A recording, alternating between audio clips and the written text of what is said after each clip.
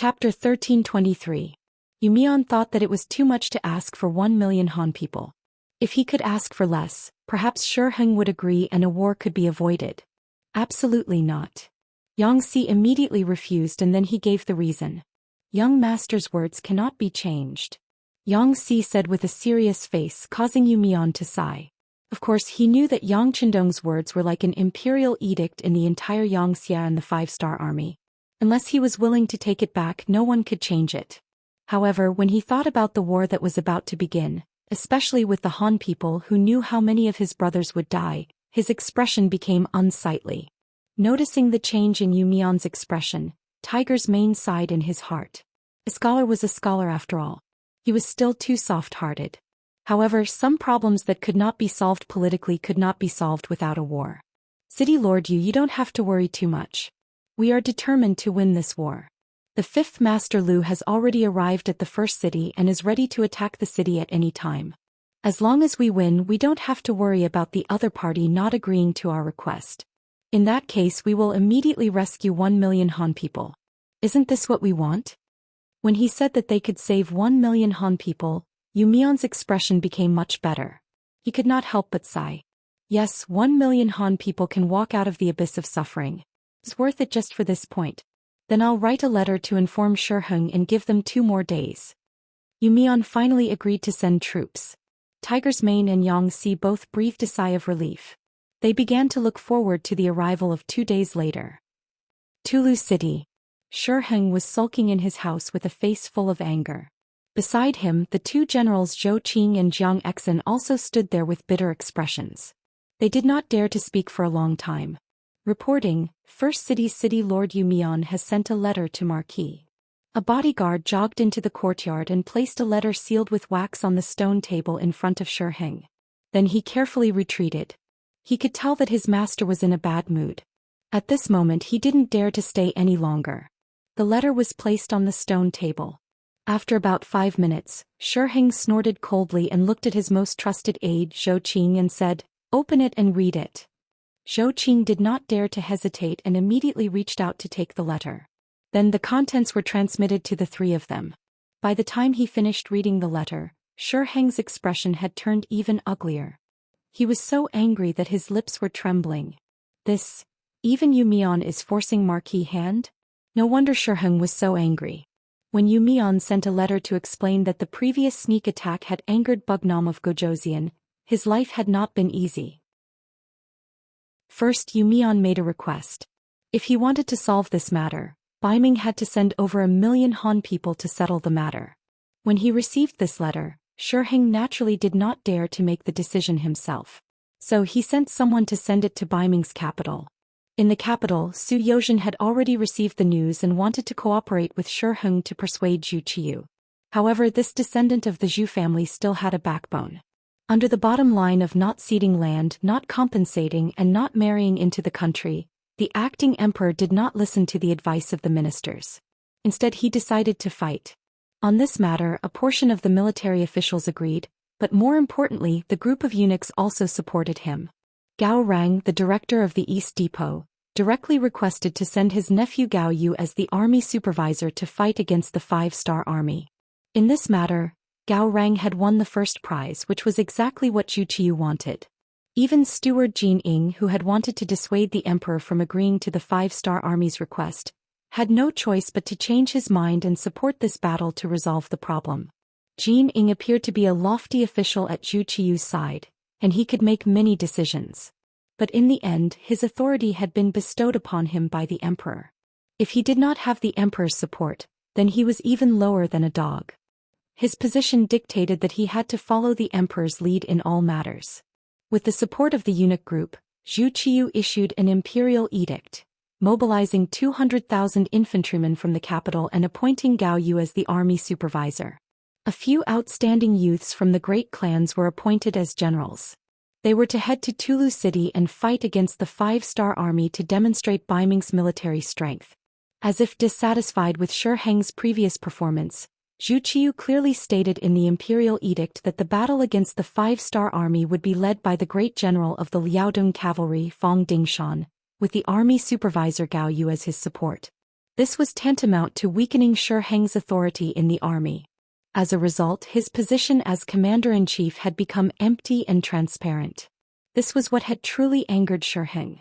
Now Yu Mian had sent a letter urging him, and he had only given him 2 days. If he didn't agree, then he would fight. How could he not be vexed?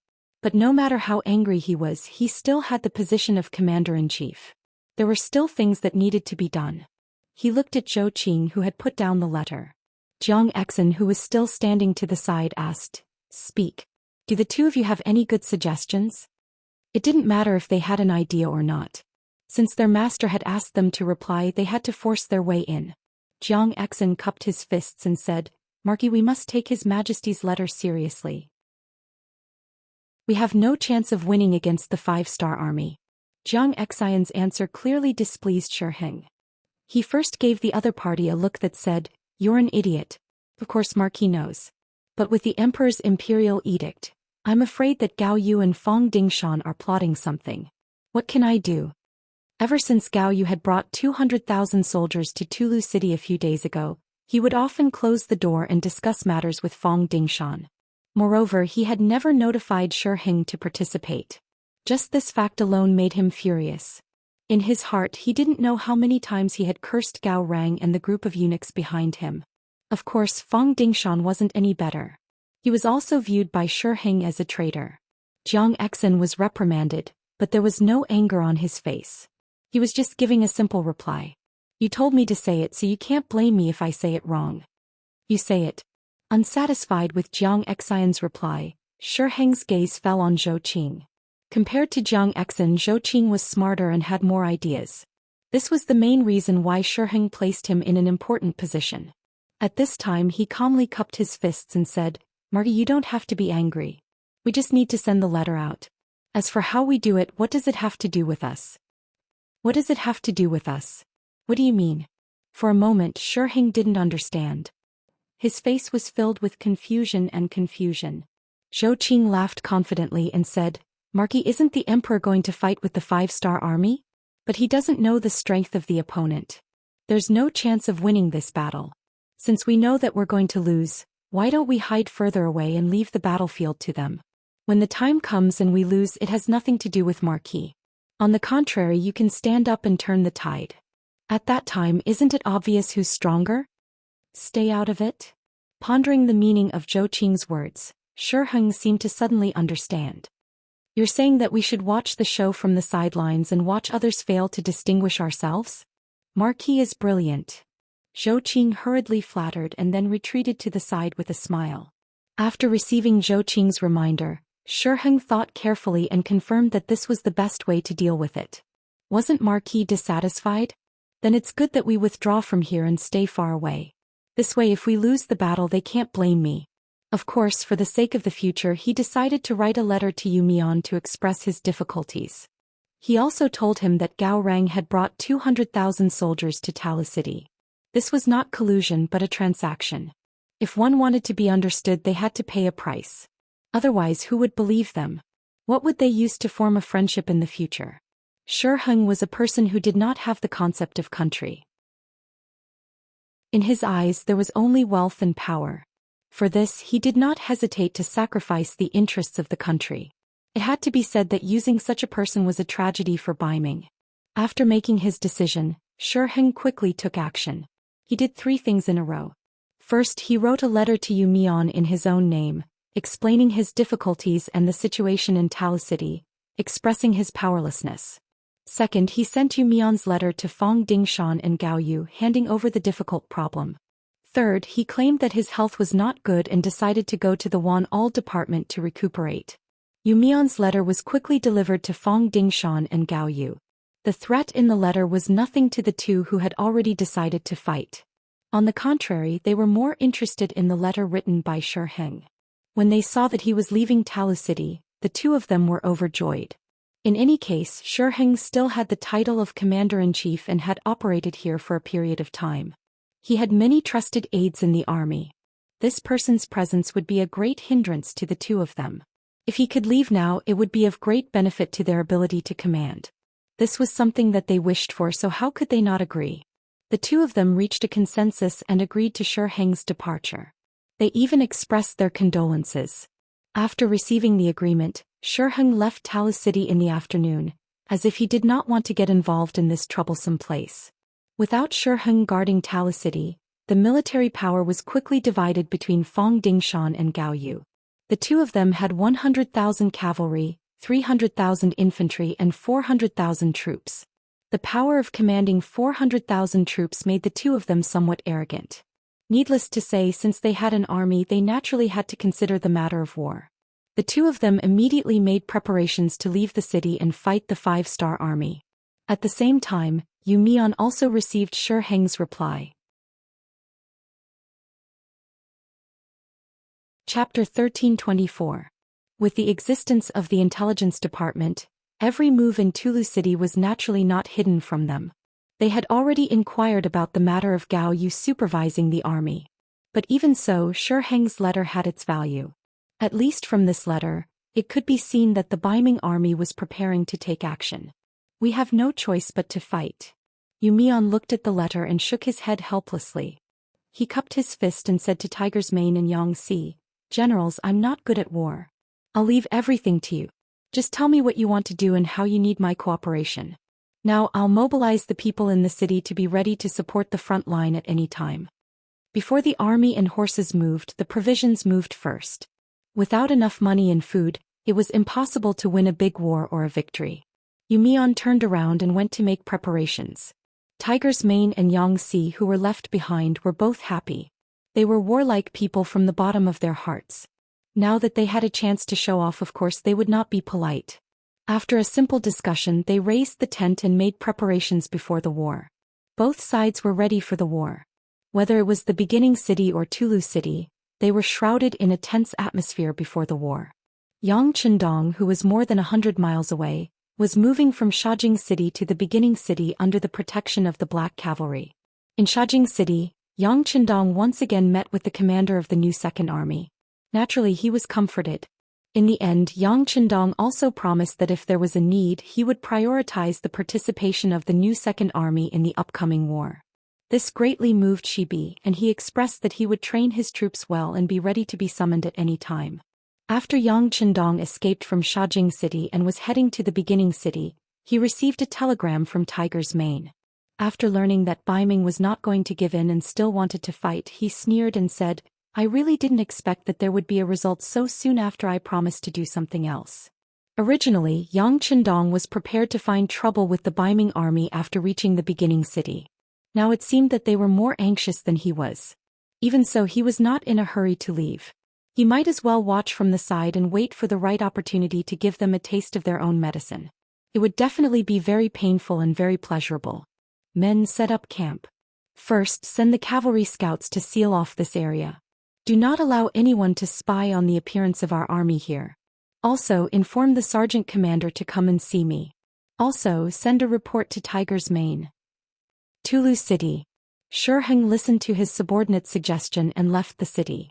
The courtyard he lived in was quickly occupied by Gao Yu, the military supervisor. Looking at the manor that occupied several hectares of land, Gao Yu's face revealed a satisfied expression. Although in terms of luxury this place naturally couldn't compare to the capital, the mountains were high and the emperor was far away. No one cared about him and he could do whatever he wanted. This was what satisfied him the most. Gao Yu was not a eunuch. He entered the East Faction Guards with the recommendation of his uncle, Gao Rang, and got an official position. When it came to women, he never knew how to restrain himself. After he took over this garden, Li Keguang and Ho Xiangjie sent over dozens of beauties to offer to him. Since Su Yozhen gave Zhu Qiu the idea of bribing officials and criminals, the rich people have benefited from it. Some rich people have even gained a lot of benefits because of this. Li Keguang and Ho Xiangjie are the representatives among them. They were originally the sons of rich families. They belonged to the kind of people who were idle and didn't want to be high or low. Originally, they wanted to be the second generation of a rich family, but they didn't want the imperial court to allow them to buy officials. They didn't take money seriously, so they spent a lot of money and each got a 5th-rank military officer position. They were respectively awarded the position of Wu Jie General and Wu De General. From an idle son of a rich family to a fifth-rank general in the imperial court, this huge contrast made the two of them wild with joy. At the same time, it also made them even more ambitious for revenge. They hoped to climb to a higher position and bring glory to their family from then on. They had come to Tulu City with the army to make military contributions. If they really made military contributions and were willing to use money, wouldn't their future be limitless? The two came to the army with great ambitions. Their first goal was to curry favor with Gao Yu. Unlike the two of them, Gao Yu had an uncle who was the director of the East Faction Guards. In the Great Ming Dynasty, there was no need to doubt the status of eunuchs. As close officials of the emperor, they could often decide someone's life and death and future with a single word. Moreover, Gao Yu was the supervisor of the army, so they naturally had to curry favor with him. It was no exaggeration to say that as long as they made Gao Yu happy, even if they didn't make any contributions, they would be praised to the skies when they returned to the capital. On the contrary, if they offended this person, even if they made a great contribution, they wouldn't be able to enjoy it. In the manner, Li Keguang and Zhou Xian did everything they could to please Gao Yu. The Gao Yu they spoke of was really hard to find on the ground, and there were few ordinary heroes in the world. Even Gao Yu, who was used to flattery, couldn't help but feel a little smug. Army supervisor, no one can match your brilliance. Even Marquis Wuxia has to give way. Li Keguang, who had a monkey-like face, said with his spittle flying all over the sky. Zhou Xianxia, who didn't want to be left behind, immediately said, "Of course, how powerful is our supervisor? How can that old man Shiheng compare with him? Just wait and see. As long as the supervisor takes action, the problem of the origin city will naturally be solved. What bullshit Bugnam of Gojosian and the 5-star army will be beaten to a pulp." The flattery of the two made Gao Yu very satisfied, but at the same time he was also a little embarrassed. He looked down on Shiheng. He had the power to command the army, but he never had any construction skills. It was really a performance of incompetence. But when it came to the 5-star army, especially Bugnam of Gojosian, Gao Yu had to pay attention to it. In the past he had dealt with this person in the capital. Later he participated in many incidents against Xianxia, so he knew some secrets. Yang Qindong was not to be trifled with. This was not only his opinion, nor was it only his uncle who said so. Even the emperor and the ministers thought so. Before going to war, his uncle had said more than once that if he really faced Yang Qindong, he had to think twice before acting. Gao Yu also thought that his uncle's words were very correct. Fortunately, he had already sent someone to inquire about it. Bugnam of Gojosian and Yang Qindong were on the way to the origin city. He should not have come here so quickly. This gave him a lot of confidence. In his eyes, only Yang Qindong was worth paying attention to. As for the others, they did not even pass the imperial examination of the Great Ming Dynasty. They probably did not know much about the 4 books and 5 classics and did not know many words. Of course, he would not put such an opponent in his eyes. Speaking of which, Gao Yu still underestimated Yang Qindong. He only got the news that Bugnam of Gojosian was coming to the origin city. In his opinion, such a noble person would naturally walk very slowly, just like those nobles in the imperial court. If he walked faster, he would probably be tired. It was not an exaggeration to say that he was walking at the speed of a snail. Who knew how long it would take for him to reach the origin city? And he could take advantage of this opportunity to take the origin city. In this way, he could avoid a head-on battle with Yang Qindong and make a great contribution. Wouldn't that be great? Gao Yu seemed to have heard enough of Li Keguang's flattery. He casually waved his hand and stopped the two's flattery. "The two of you, this military supervisor thinks highly of you. I hope that you will not disappoint me. I can also tell you that the military plan for the attack is about to take shape.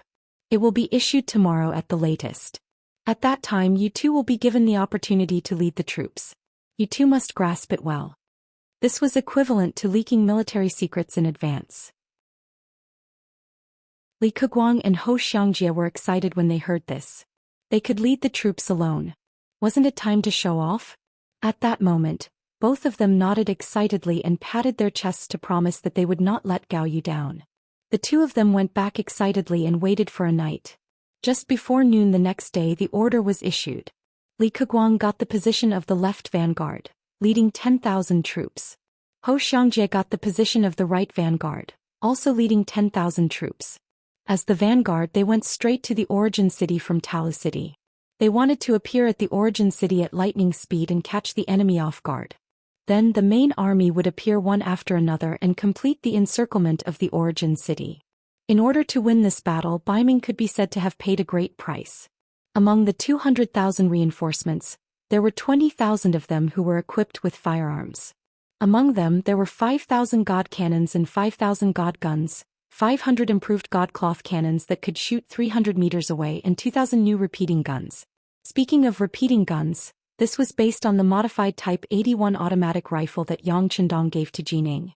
At that time Xianxia used this gun to exchange for 1,000,000 caddies of copper and iron. It could be said that he solved the problem of burning eyebrows.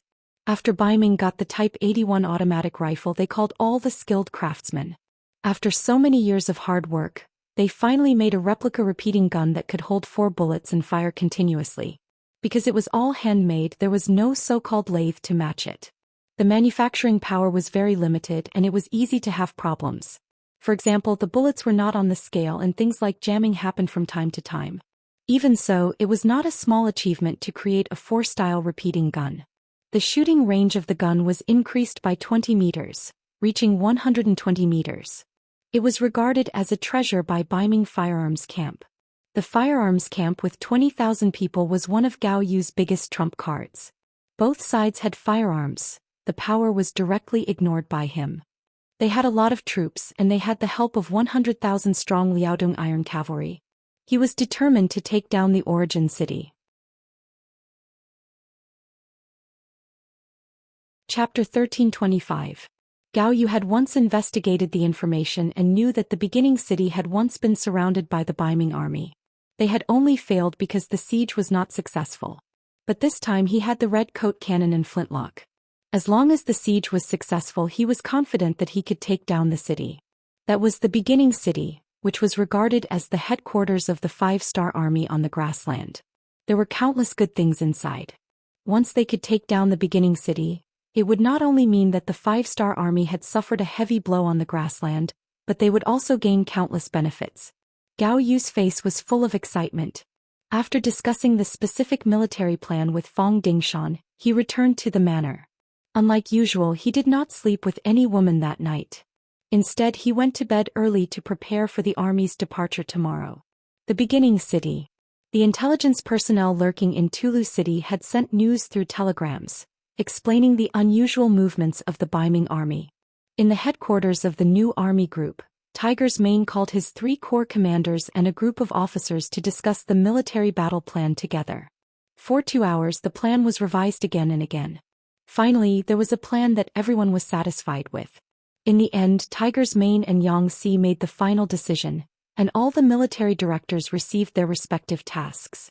When the meeting was about to end, Tiger's Mane said, "Everyone, this battle is the first big battle since the establishment of our new army group. The goal is very simple.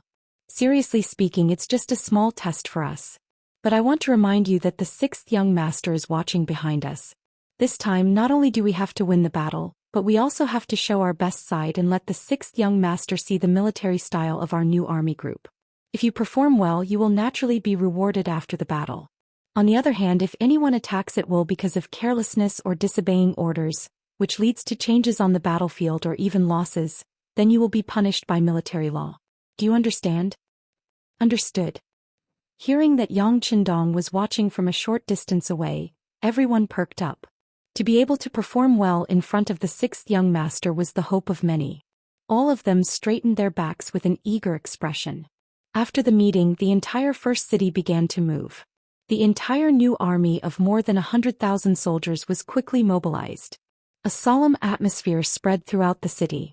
It was June and the grassland had become warm. Although it was not as hot as the south, where it was more than 30 degrees below zero, the highest temperature during the day was about 27 or 28 degrees. Especially at noon when the sun shone on people, there was a roasting smell. In order to avoid the army being roasted under the sun, Gao Yu and Fong Dingshan had a discussion. At 3 o'clock in the morning, when the sky was still dark, they let the army out of the city, and then quickly rushed in the direction of the first city. As the left and right vanguard, Li Keguang and Zhou Xian's mission was to charge into Saihan Mountain immediately and open up the path to the beginning city to ensure that the army could travel smoothly. In order to complete the mission and take down this place, the two of them had done a lot of work. They even took the initiative to increase the silver reward for military merit. They would rather supplement some of it themselves so that they could have a good start. Under the stimulation of the silver, the morale of the soldiers was greatly boosted. Everyone patted their chests and looked like they were going to risk their lives. Under the excited momentum, the two vanguard armies totaling 20,000 soldiers came to the foot of Saihan Mountain and launched an attack. However, what made them depressed was that the 5-star army on the mountain had already retreated. Not even a shadow could be seen. This result naturally made the two of them a little discouraged. The feeling of punching cotton made them want to vomit blood. What's going on? Why can't I see the 5-star army? Could it be that they received the news in advance and escaped? Li Keguang's face was gloomy and he said with a gloomy face. Zhou Xianxia on the side didn't look so dispirited. Instead his eyes turned quickly. When he saw that no one was paying attention to him, he leaned in front of Li Keguang and whispered, "Brother Li, this may be a good thing." Good thing? Li Keguang looked puzzled. He even looked at Zhou Xianxia as if he was looking at an idiot. It's a good thing. Zhou Xianxia said with a very confident look. Brother Li, the military supervisor doesn't know what happened here. Isn't it up to us to say what happened? Li Keguang, who somewhat understood Zhou Xianxia's meaning, suddenly trembled. Then he looked at him in disbelief and said, "It can't be, are you saying that we have to fake military merit?" In the Great Ming Dynasty, it was not uncommon to fake military merit. This was especially true in the later stages of the war with slave Jian. Because the imperial court had strict requirements that the reward for beheading the enemy was a certain amount, the Great Ming soldiers who couldn't defeat slave Jian on the battlefield would indiscriminately slaughter ordinary people in order to obtain the reward and then turn in their heads to the imperial court. For this reason, it was unknown how many people of the Great Ming Dynasty died because of it. In contrast, Zhou Xianxia's idea wasn't unreliable. At least they had already captured Saihan Mountain, seized this territory and completed the military order. Under Zhou Xianxia's guidance, Li Keguang quickly agreed. After all, this was something that was beneficial to the two of them. Afterward, the two of them sent out scouts to report back, saying that they had fought a huge battle with the 5 Astral Army on Mount Saihan. They had defeated their opponents and successfully occupied Mount Saihan, an important military location. They had also killed many 5 Astral Army soldiers. When the battle report was sent back to Gao Yu, he was naturally overjoyed. He also sent this news to General Fong Dingshan. "General Fong, look, we have won a great victory." Not bad. Looking at this battle report, a satisfied expression flashed across Fong Dingshan's face. In fact, he wasn't optimistic about the 200,000 troops brought by Gao Yu. This army was composed of new recruits. An army that had never seen blood and didn't have war horses would not be at an advantage when fighting on the grassland. However, they had a good start in the first battle. This was a good thing for the morale of the army, so he was naturally happy. There was even a faint hope in his heart. Perhaps cooperating with Gao Yu this time would be far more fruitful than cooperating with Shi Heng. After the news of the victory of the Baiming army in the first battle spread, the morale of the army improved a lot. Even the speed of their journey increased a little. As the vanguard, Li Keguang and Zhou Xianxia were praised by Gao Yu and received new orders.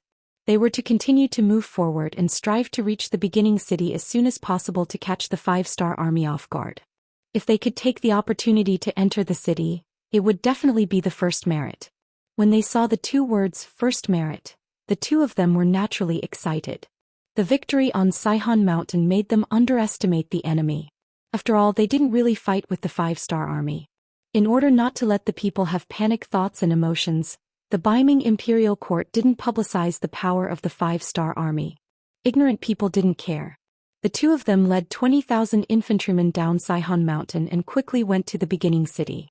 In order to achieve the first merit, they didn't even leave any troops at the foot of the mountain. This alone showed their incompetence and inexperience. The two generals left Saihan Mountain excitedly and went straight to the beginning city. In order to snatch the first merit, they didn't stop to rest. They rushed day and night and arrived in front of the beginning city on the 3rd day.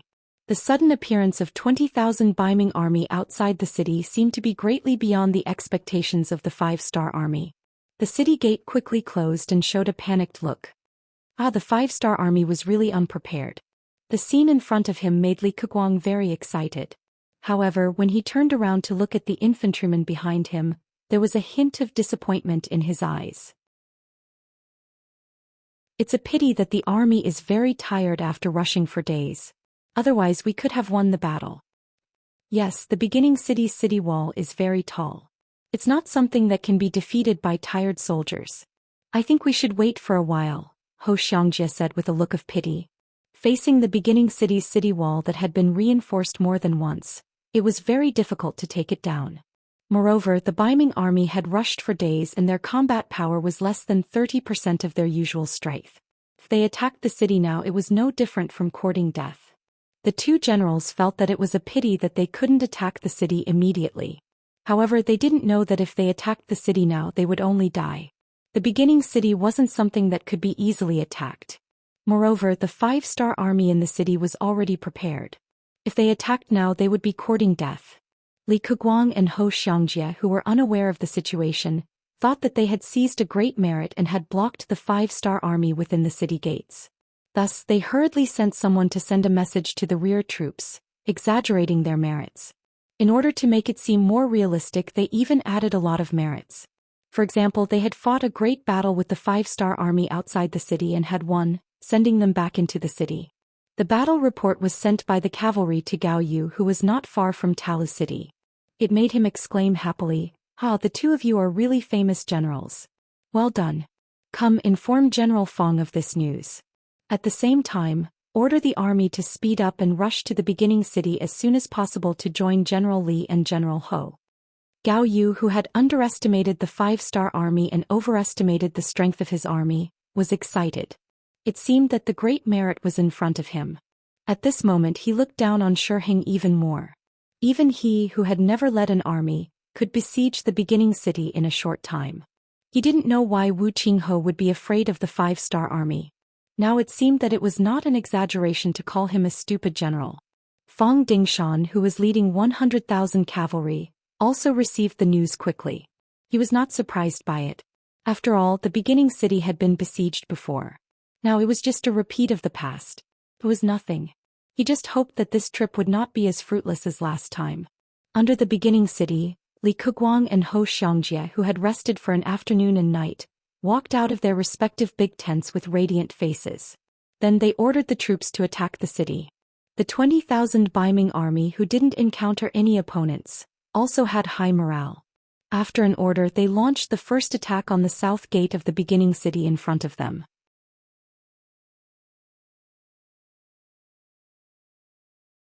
Chapter 1326. The Biming army took turns to attack. Every time 1,000 Biming army soldiers would launch a probing attack. The two generals were even prepared to be heavily injured. However, when they really attacked the city, they realized that the five-star army was only putting up a hasty resistance. It wasn't too intense. It gave people the feeling that if the city wasn't high enough, they might have already broken through. Ha ha ha. After a morning of fighting, Li Keguang believed that he had seen the strength of the five-star army. He laughed loudly and said to Zhou Xian, "Brother Ho, did you see that? The five-star army is only so. We can increase our attack in the afternoon." That's right. Zhou Xian also had the same view. Then he changed the strategy of attacking the city. This time, the number of soldiers attacking the city increased from 1,000 to 2,000. On the tower outside the city, Xianxia was looking at the Biming army leisurely. He didn't look nervous at all. It was as if this battle had nothing to do with him. "Commander Yang, the Biming army has sent 2,000 people to attack the city this time." Li Yun ran to Xianxia and gave a standard military salute. The recon division's learning and training ended after they dealt with the 10,000 Biming Liaodong cavalry. Li Yun returned to the logistics headquarters and was promoted from a company commander to a battalion commander. "Yes, you can send 1,000 recruits and 200 veterans to help defend the city. Tell the soldiers not to be afraid of death. On the battlefield, only those who are afraid of death will die faster. Warriors who aren't afraid of death can't be killed." Xianxia looked at Li Yun with satisfaction and admiration. "Yes. After saluting, Li Yun turned around to make the arrangements. Xianxia was left laughing. He believed that the Baiming army wouldn't have guessed that the troops defending the city this time would mainly be recruits sent by the foreign races from the logistics headquarters. This was the result of his discussion with Tiger's Mane and Yu Mian. They reported it to Yang Chendong and got his approval. In the eyes of the five-star army, the Baiming army was as weak and docile as a lamb. This was a group of vile people who spoke of benevolence, righteousness and morality every day, but actually did despicable and shameless things behind their backs. Every day they opened their mouths and talked about the words of Confucius and the words of the saints. But in reality they were just people who recognized a few more words and knew how to write some useless poems. If it wasn't for the great Ming dynasty's generous treatment, these scholars wouldn't have anyone to serve them. They wouldn't even know how to cook or plow the fields. They would just be pure parasites. In the later period of the Great Ming, it was about using benevolence to rule the world and using benevolence to convince people. Many virtuous paragons believed that they could rely on their silver tongue to wander the world in an invincible position and play with their enemies in the palm of their hands. Such arrogant people were already outdated in this world. If it weren't for the five-star army's protection, they would have been slapped in the face a long time ago. That's right, the Baiming imperial court was currently under the protection of the five-star army. Looking at its geographical location, other than the southern Ming dynasty in the south, the surrounding areas were all occupied by the five-star army. It wouldn't be an exaggeration to say that Baiming was a lonely place. In other words, as long as the five-star army didn't make a move against them, Baiming would be safe and auspicious. For an army like this to think that they were the best in the world and look down on the five-star army, it had to be said that it was truly laughable. To deal with an army like this, the five-star army didn't need to send out any elites. They didn't even need to send out a regular army. As long as they sent out the new recruits from the logistics headquarters who had never been on the battlefield, it would be enough to deal with everything. They could pretend that they weren't a match for the enemy and achieve the goal of mobilizing the enemy's army. They could also train the soldiers on the battlefield. This was something that Xianxia naturally had to do. This was why Li Keguang and Zhou Xian didn't feel that the five-star army was powerful. This was also something that the five-star army did on purpose. They were using the strategy of luring the snake out of its hole. Since the Baiming army took the initiative to provoke them, they had to be ruthless. This was to prevent them from coming out to cause trouble while the five-star army was fighting. Since they were going to be ruthless, they had to defeat as many of the Baiming army as possible. However, if they were too ruthless, it was inevitable that the Baiming army would be afraid of the enemy and retreat to defend Tala City. Yang Chendong didn't want to be unable to annihilate a large number of the enemy's forces in the battle. Therefore they had to retreat step by step and show weakness step by step in order to lure more Baiming army out of Tala City and surround them in one fell swoop. In order to achieve this goal, after Xianxia and the others discussed and reported to Yang Chendong, they were even prepared to give up the outer city. Now it seemed that the plan was going smoothly. The ignorant Baiming army was indeed fooled. The siege continued and both sides suffered losses. There were more than one crisis at the south gate of the outer city, but they were all defeated because the Baiming army's forces were too few. This made Li Keguang and Zhou Xian regret for a while. They could only hope that the main army would appear and then take advantage of their superior forces to occupy the beginning city and obtain great merits. 3 days later, the main force of the Baiming army finally arrived. Gao Yu appeared on top of the beginning city's gate with a total of 150,000 troops, accompanied by 20,000 firearms barracks. As for the 100,000 Liaodong cavalry led by Fong Dingshan, they didn't go with them. Instead they wandered around in the vicinity. This showed Fong Dingshan's wisdom. He didn't think highly of Gao Yu as the army supervisor, so he didn't go with him. The advantage of this was that once the situation changed, they could evacuate immediately and their strength wouldn't be damaged. Without Butcher Zhang we won't be eating hairy pigs. Although Gao Yu was a little unhappy about Fong Dingshan's unwillingness to cooperate, wasn't this an opportunity? If he could take down the beginning city without this person's help, wouldn't the great merit fall on him? Based on the fact that his uncle was Gao Rang, the director of the East Factory, Gao Yu didn't think that anyone would have the guts to steal his credit. Therefore, as soon as he arrived at the beginning city, he called Li Keguang and Zhou Xian and gave them a big reward for their good performance. Then he asked about the situation of the war and saw the Baiming army besieging the city and the five-star army in a stalemate. Good, you two did a good job and made a great contribution. I, the army supervisor, will put in a good word for you in front of the emperor. Next, I will give each of you 20,000 infantry. I hope you can continue to work hard and make new contributions.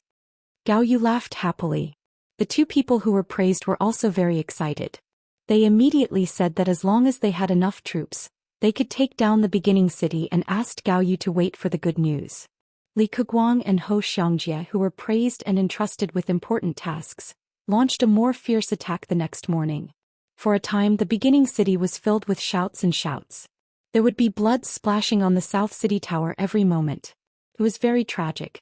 It was unknown whether it was because they were too excited or too agitated, but Li Keguang and Hou Xianxia didn't notice that the number of casualties among the infantry they sent out wasn't many. On the contrary, the number of injured soldiers was very considerable. Of course, they would not think that this was originally the five-star army's mercy. Once this army was surrounded, these Baiming army soldiers might become prisoners. They were Han Chinese, so it was better not to kill them. Another 2 days of iron and blood besieging the city. The Baiming army had to retreat because 3,000 soldiers were killed and 15,000 were injured.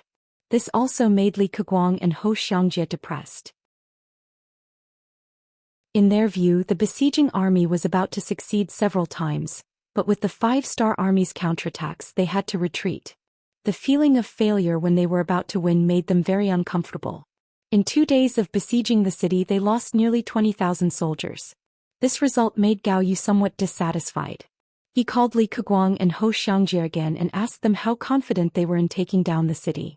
They were not as confident as they were 2 days ago. This time the two of them were hesitant. Gao Yu knew that this was a sign of their lack of confidence, but he did not blame them.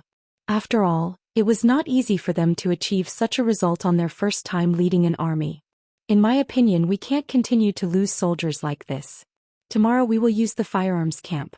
After the cannons attack, the two of you will lead the army to attack. You should be able to achieve great results. How about it? Hearing that they were going to use the firearms camp, Li Keguang and Hou Xianxia were very excited. They immediately patted their chests and promised that they would be able to take down the city tomorrow. Gao Yu was naturally satisfied with the confidence of the two. He immediately gave the two of them 20,000 soldiers each as encouragement. Then he called over the firearms camp's general, Wei Ku, and ordered him to immediately set up the formation and coordinate with the infantry to attack the city tomorrow. Wei Ku was Yang Guang's subordinate. Yang Guang was also the highest officer in the Baiming firearms camp that Yang Chendong had arranged. Of course, Wei Ku didn't know about this. He only remembered that General Yang Guang had told him not to weaken the firepower camp's prestige. He wanted him to put up a good show to show the military's might. Wei Ku, who listened to Yang Guang's words, held a torch and set up the cannons at night, making a lot of noise. On the top of the city wall, the scouts who were responsible for watching the Baiming army's every move naturally saw it clearly. They quickly reported it to the logistics command commander, Yang Si. "Oh, are we going to use the cannons?" "Pass down the order." Except for a small number of troops hiding in the safety of the city wall, all the main forces of the army will withdraw from the outer city to the inner city wall overnight. Yang Si, who was already prepared for this, passed down the order. Compared to the Baiming army's firearms camp, the five-star army did not have any torches. Under the moonlight, they quietly withdrew from the outer city wall. The Baiming army, who was completely unaware of all this, prepared to bombard the outer city gate early in the morning the next day.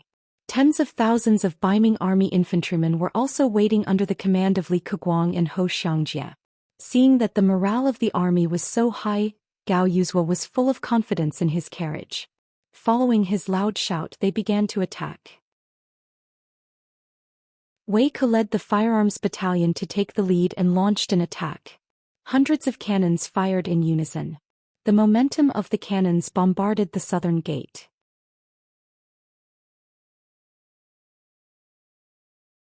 Chapter 1327.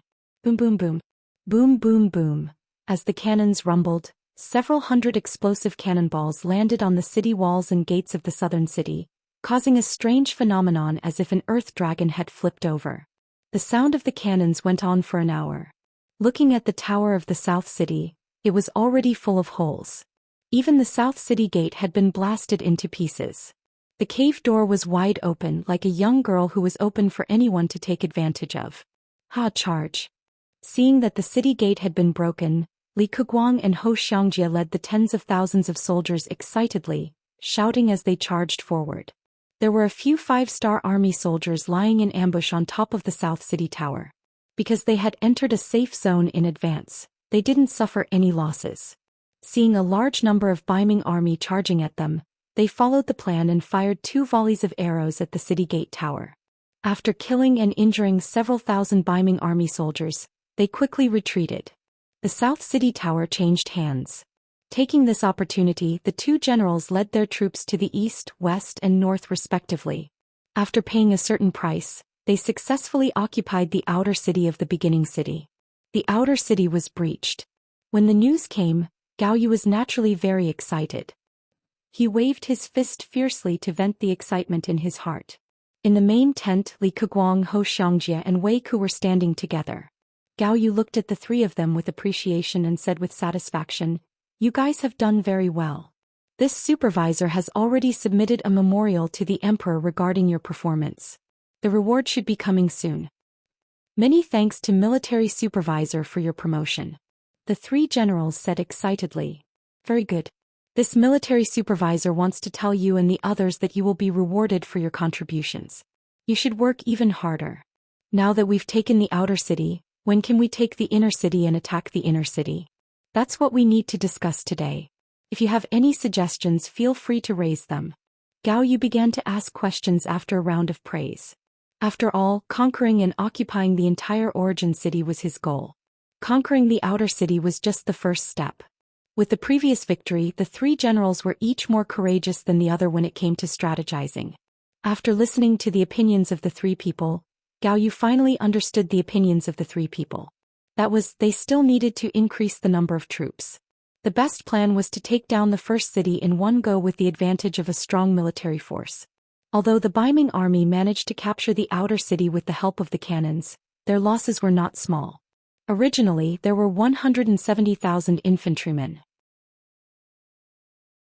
Now, after deducting the injured and 20,000 firearms, there were less than 100,000 infantrymen who could truly attack the city. Speaking of which, 100,000 soldiers was not a small number. However, this time they were going to face the 5-star army's base in the grasslands. 100,000 people might not be enough. When Gao Yu saw that the 3 generals had the same opinion, she also felt that what they said made sense. Immediately, he said that he would order the troops to be transferred from Tulu City. He wanted to take this opportunity to rest and reorganize the army. When the reinforcements arrived, they would launch a fierce attack on the city. They wanted to attack the beginning city as happily as they attacked the outer city. Within the city of Talu, there were still 130,000 northern soldiers. Previously, because she did not know the details of the 5-star army, Gao Yu did not send them out in order to prevent accidents. But now that the army was progressing so smoothly, it would be too wasteful to leave these soldiers in Tulu City.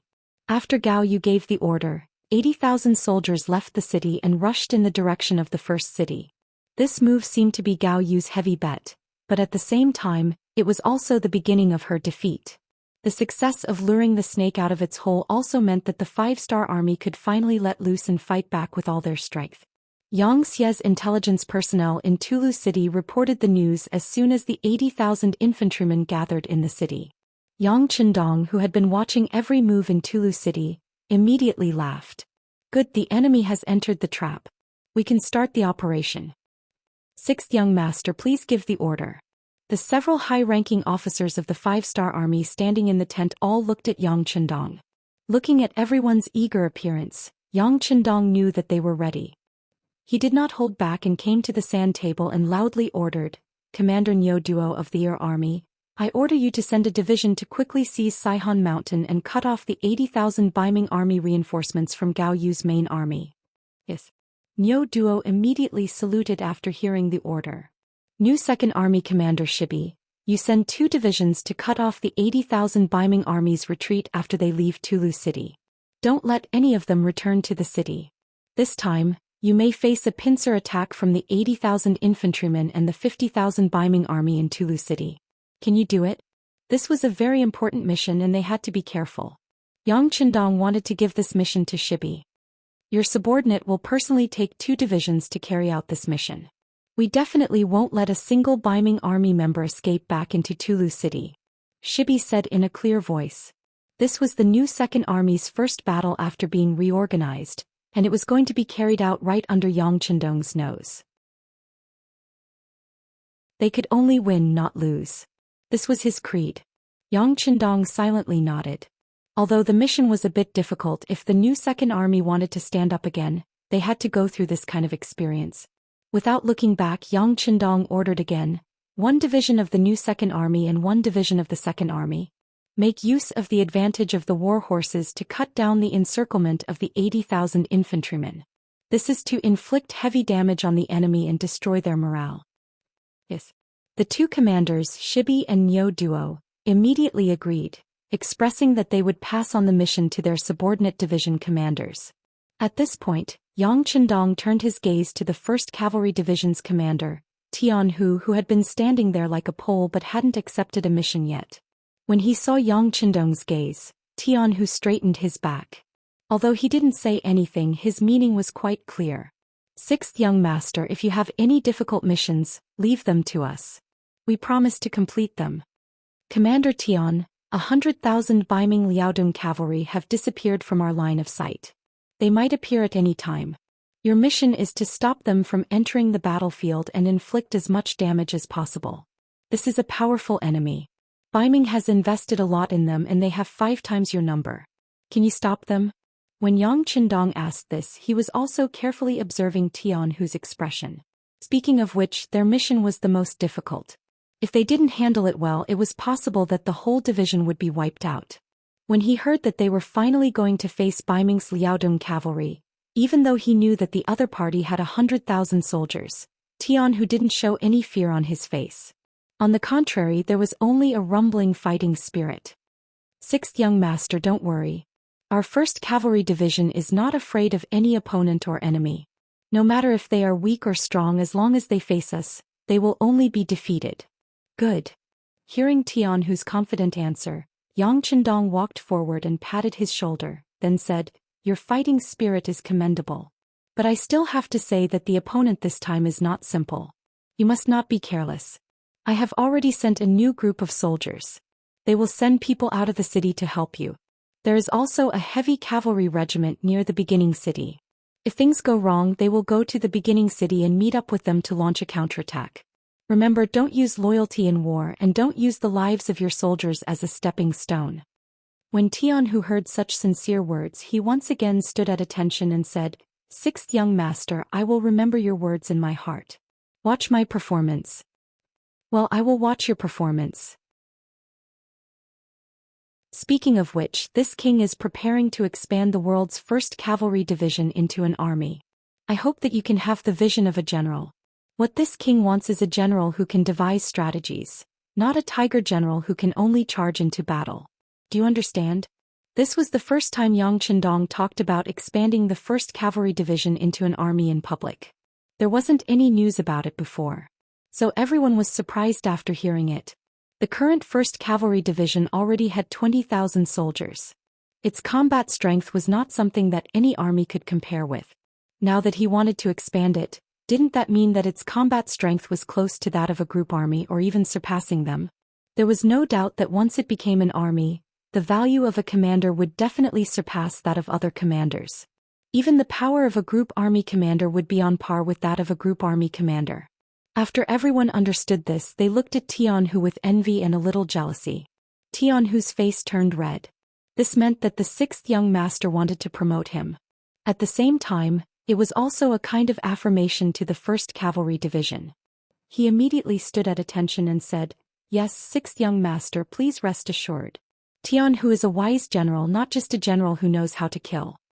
Knowing that Tianhu understood the meaning of his words, Yang Qindong patted his shoulder with satisfaction and said, Very good. Then I will watch your performance. Don't let me down. Yes, teacher. After feeling Yang Qindong's ardent expectations, Tianhu changed the way he addressed him and called him teacher. This was to express in private that he would definitely complete the mission. The combat missions of the various troops had been completed. Yang Qindong's gaze wandered around the faces of the 3 military commanders, then he nodded and said, "Well, I look forward to your performance. Let's set off now." "Yes." After Tian Hu, Shi Bei and Niu Duo saluted in unison, they turned and walked towards the troops. After watching the 3 of them leave, Beta Persei, who was standing at the side, came over and asked in a low voice, "Young master, what are we going to do? Our 2,000 black cavalry has been itching for a fight." In this battle, the Baiming army sent 80,000 infantrymen out of the city, and there were 50,000 defending infantrymen in Tulu city who could come out at any time. In addition to the 100,000 Liaodong cavalry who had been wandering outside without a fixed residence, there were a total of 200,000 people. On the other hand, Yang Qindong only had 20,000 people from the 1st Cavalry Division, more than 20,000 people from the 3 divisions of the new 2nd Army, and more than 10,000 people from the 2 divisions of the 2nd Army. In total, there were only 60,000 people. The difference in strength was more than 3 times, but Beta Persei was not nervous at all. On the contrary, he was worried that the 2,000 black cavalry would have no battle to fight. It had to be said that he was very careless, but it also proved how much trust and confidence he had in Yang Qindong.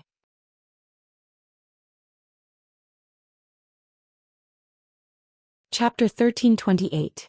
What's wrong? More than 200,000 enemies aren't enough for the black cavalry? Just wait and see. We'll go wherever there's danger. Yang Qindong chuckled. He liked Beta Persei's optimistic personality and fearless courage. Hearing that the black cavalry could go to the battlefield, Beta Persei immediately laughed. "Okay, young master, then I'll tell my brothers the news now. I guarantee that they'll all be overjoyed."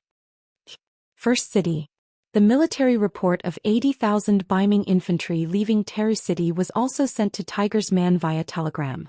He first laughed, then looked at the Logistics Command Commander Yang Si, Castellan Yu Mian Division Commander Xiao Yining of the 5th Division Lu, and 3 other commanders and a division commander in the conference room. He said in a deep voice, "It's time for our new army group in First City to stretch our hands. Now announce the order."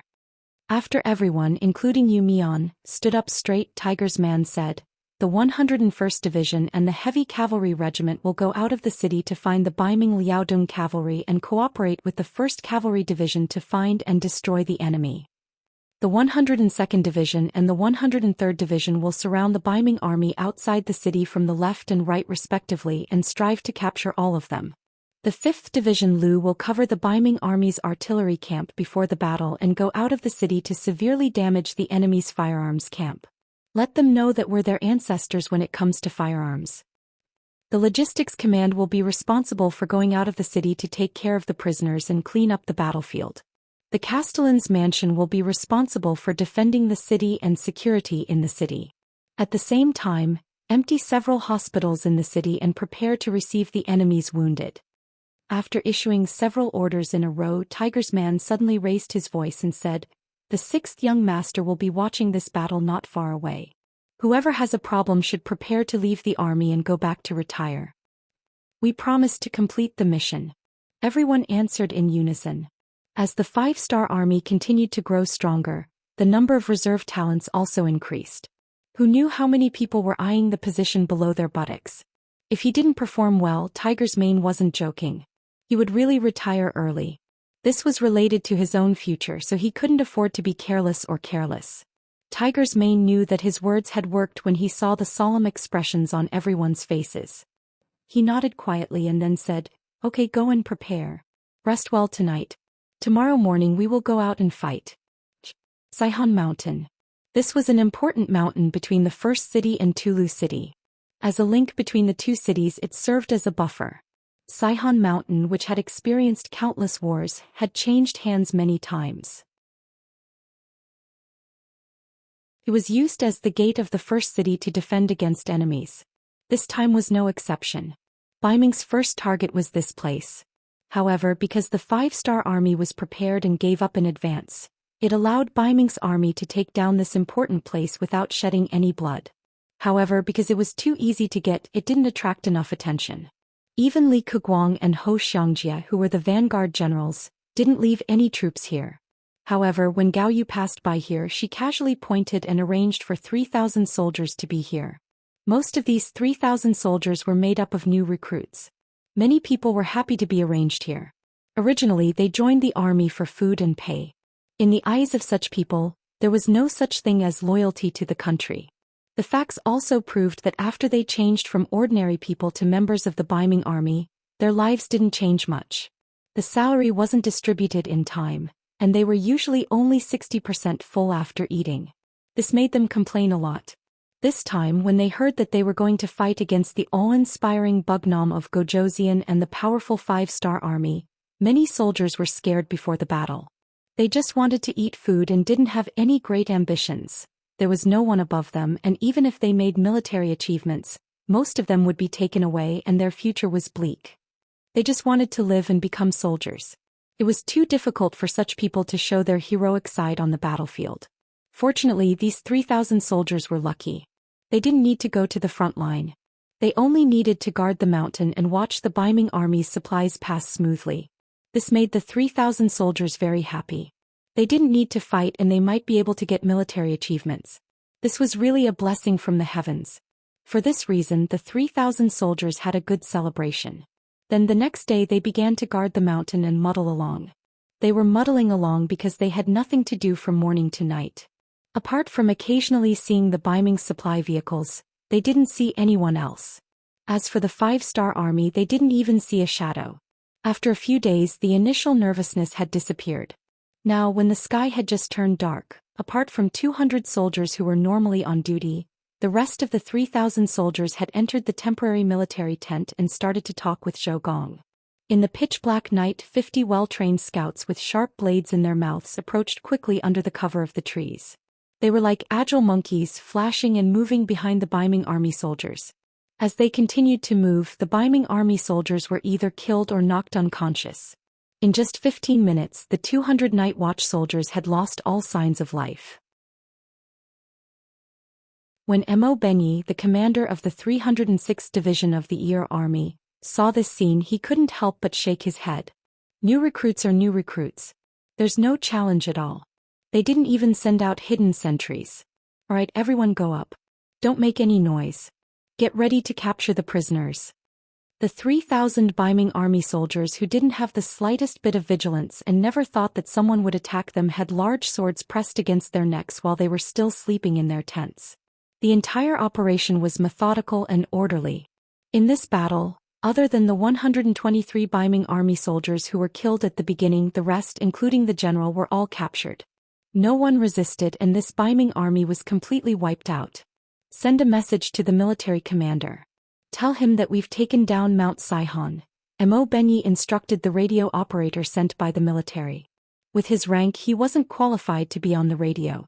If he hadn't come out alone to complete the mission, he wouldn't have been able to enjoy such treatment. As they didn't make any noise, the Baiming army didn't know that Mount Saihan had changed hands. It wasn't until the afternoon of the second day that the 80,000 reinforcements from Tulu City passed by this place that they realized the danger ahead was imminent. These rocks were placed by the 306th Division soldiers overnight and half a day. Of course, the 3,000 Baiming captives also contributed a lot. As the huge rocks rolled down one after another, the 5-star army's full-scale counterattack began. As Mo Benyi's side began to take action, the 5-star army in Beginning City also began their counterattack. The Lu 5th Division in the city had already locked onto the Baiming army's firearms camp outside the city. After the order was given, cannonballs were shot out from within the city. After a few consecutive shots, explosions sounded one after another. The resulting explosions formed a sea of fire, alarming the 100,000 Baiming infantrymen below the city. What's going on? Gao Yu, who heard the explosions, rushed out of the main tent. His face was filled with panic and anger. However, his anger quickly turned into fear. One after another, scouts appeared in front of him as if they had agreed to meet. Reporting to the military supervisor, the 5-star army's cannons hit our firearms camp's cannons. Now all the cannons have exploded and the cannonballs have also been detonated. The firearms camp has lost the ability to fight and suffered heavy losses. Reporting to the military supervisor, the 5-star army opened the inner city gate and rushed out. They have long-range, high-speed firearms. Our brothers guarding the outer city gate couldn't hold them off and have already retreated. We're requesting for backup. Reporting to the military supervisor, countless cavalrymen rushed out of the beginning city. They're coming towards us from both sides. We're requesting for backup. Reporting to the military supervisor. Listening to the bad news one after another, Gao Yu's face turned red because of anger. Suddenly he shouted, "Okay, stop talking. Immediately organize people to hold on for me. Also, send someone to inform the 80,000 reinforcements. Tell them to speed up and come to join us under the beginning city. Also, send someone to look for General Fang Dingshan and request for cavalry support. Reinforcements." At this moment, Gao Yu already knew that the 5-star army had started their counterattack. Moreover, it was an unexpectedly strong counterattack. From the looks of it, they wouldn't be able to hold on for long. What he needed to do now was to request for reinforcements.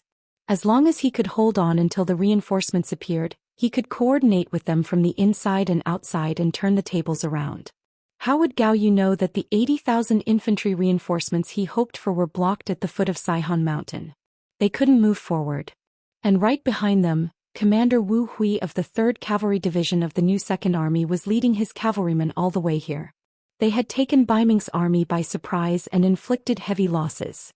According to Yang Qindong's battle plan, the 1st Cavalry Division and the 2nd Cavalry Division of the new 2nd Army stayed at the foot of Tulu City to prevent them from providing reinforcements again.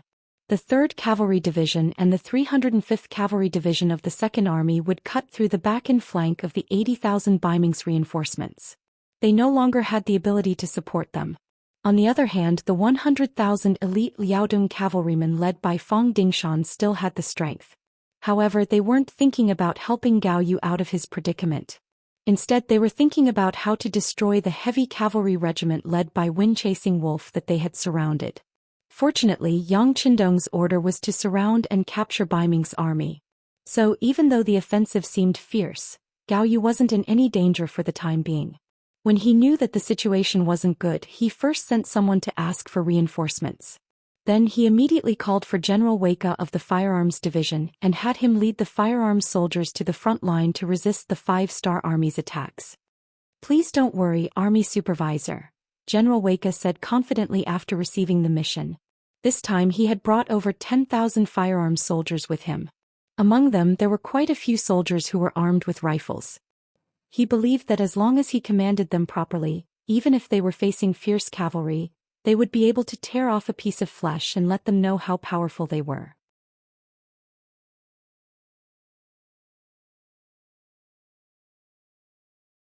Chapter 1329. Wei Ku was brimming with confidence, but it seemed that his luck wasn't too good. This time he encountered the 5th Division of the 5-star Army, which was also a firearm unit. However, when comparing the weapons of the two sides, the disparity was like heaven and earth. After the commander of the 5th Division, Xiao Yining, gave the order, the soldiers of the Cold Vanguard took the lead and defeated the Baiming army outside the city. They quickly reclaimed the city gate. Soon after, the scouts reported that there were over 10,000 northern Ming soldiers with firearms approaching them. Looking from afar, they seemed to be in good order and seemed to be in order. Baiming firearms troops? Xiao Yining was stunned at first, but then he laughed out loud. Good. I was just about to ask them for a lesson. Tell the soldiers that their firearms can only shoot up to 120 meters. We will take care of them outside this range. Remember, injure them as much as possible. Don't kill them unless it's necessary. They are all Han like us. To become a soldier of the Cold Vanguard, the first requirement was to be a pure Han. This was something that was never discounted. As for the other foreign warriors, no matter how well they performed, or whether they had already converted to Han nationality, they had no chance of becoming a member of the Cold Front. It could be said that in the entire 5-star army, the Cold Vanguard had the purest composition. This was also because Yang Qindong didn't want other people to have advanced firearms. Otherwise he would have to sleep with one eye open. Xiao Yining's order was passed down to the troops, and the few regimental commanders became extremely excited. They shouted loudly, "Commanders, it's time for us to practice our target practice. Next we will compete with our marksmanship. Let's see who is more accurate and who can injure the most enemies." The 4 regiments actually treated the battlefield as a drill. They treated the enemies as targets. They didn't care who killed the most but who injured the most. It was really strange. When Xiao Yining heard the report, he just smiled. He knew that the 5th Division spent a lot of time training and didn't have much time on the battlefield. They all needed to vent. "Men, bring me my gun." "We're going as well," Xiao said excitedly to the officer in charge of firearms. Not long after, the cadres and soldiers of the division headquarters all carried their matching guns and rushed straight to the outer city wall of the first city. At this time, at the beginning of the city, there was already a group of soldiers from the Beiming firearms camp rushing towards the city with guns in their hands. These Beiming firearms battalion soldiers had all kinds of weapons in their hands. There were single-shot muskets, single-shot flintlocks, and 4-shot repeating pistols. Thanks to Yang Chendong, Beiming had obtained a Type 81 automatic rifle. After countless craftsmen had disassembled and studied it, although they didn't know what a lathe was and couldn't successfully imitate it, the principles behind it had been researched by smart people, and the performance of firearms had improved. It was just that the ammunition was still iron bullets. Obviously, with their strength and technology, it was impossible to make real firearms bullets. Even so, this kind of improvement could be said to be obvious. At least, it was much better than in history. However, compared to the Cold Front soldiers, the difference was not small. Just in terms of the range of a firearm, the difference between them was like heaven and earth. For some reason, the 5-star army had now eliminated the Type 81 automatic rifle. First of all, it was not easy to make a lathe. Since they were going to imitate it, they might as well imitate the Type 95 automatic rifle. Therefore, the Type 81 automatic rifle quickly left the stage and was mostly stored in Yang Chendong's warehouse. After the soldiers of the Cold Vanguard Division were all equipped with their Type 95 submachine guns, their firing range was around 400 meters. An effective range of 300 meters was not a problem. This time, the division headquarters had requested for the enemy to be 200 meters away, which undoubtedly increased their accuracy. This allowed Lu Wu to completely grasp the rhythm of the battle. When Xiao Yining arrived with the division headquarters, the soldiers of the other regiments had already repelled the Beiming army's first attack.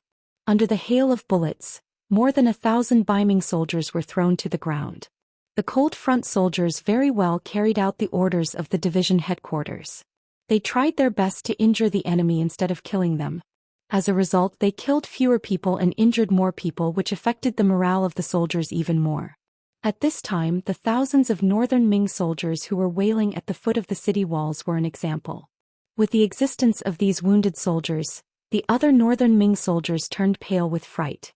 They didn't know if they would end up like this the next time they charged.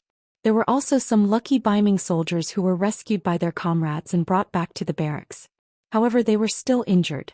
Their cries of pain were heard by the other Beiming army soldiers at such a close distance. Because of this, the morale of the soldiers plummeted. Many of them showed fear in their eyes. Some were even tired of fighting. In contrast, the morale of the soldiers of the 5th Division was high. In the previous wave of attacks, not a single Beiming army soldier was able to get within 150 meters of them. This meant that their firearms did not pose any threat at all. Other than wasting some bullets, the entire 5th Division did not have a single injured soldier. The morale of the soldiers was getting higher and higher. Why is the division commander here? When Dang Liming saw Xiao Yining standing beside him, a confused expression appeared on his face. "All right, I'm here to train the division's marksmanship. I won't steal your credit." Seeing Dang Liming's intention, Xiao Yining shook his head helplessly and asked, "How is it? How are the results? Did we suffer any losses?" Knowing that Xiao Yining was not here to steal his credit, Dang Liming's expression immediately brightened. He patted his chest and promised, "Don't worry, the Beiming army will not be able to get close to us. Furthermore, we have the battlements to defend ourselves. They are standing on open ground. This is just a target practice. The soldiers will not be in any danger." "Good." Xiao Yining's face lit up. Every Cold Vanguard soldier was carefully selected from the Han people. Most of them were originally from Crimson Castle and Ryukyu Island. If there were any casualties, he would not be able to explain it to their families. Although it was inevitable that there would be casualties in war, Xiao Yining still hoped that there would be fewer deaths. This way he would be able to explain it to his family. While the two were talking, the Baiming army's second charge began. Compared to the previous charge of thousands of soldiers, this time there were only a few hundred soldiers. It felt more like a probing attack. Damn it, how are we going to fight with so few people? Seeing that there were less than 1,000 soldiers, Dang Liming's face was filled with displeasure. Perhaps he wished that more than 10,000 soldiers from the Baiming firearms camp would charge forward. That way he could kill to his heart's content. Xiao Yining, who also saw this scene, patted Dang Liming's head. Alright, the enemy has their own way of fighting. Immediately pass down the order. The 1st Regiment, 1st Battalion, and the division headquarters are responsible for shooting. Everyone else stop. Since the number of enemies was small, it would be too wasteful if they fired all at once. It was better to fire one battalion at a time. That way they could make a comparison and even have a competition on the battlefield to increase everyone's enthusiasm. Naturally, the division headquarters was included. This meant that they were mixing in personal goods. The other regimental commanders could not refuse. If they refused and angered Xiao Yining, he might not even give them a chance to kill the enemy. That would be unbearable. The competition between the battalions began. No matter how many soldiers from the Baiming army came, the distance of 200 to 150 meters was their life and death line.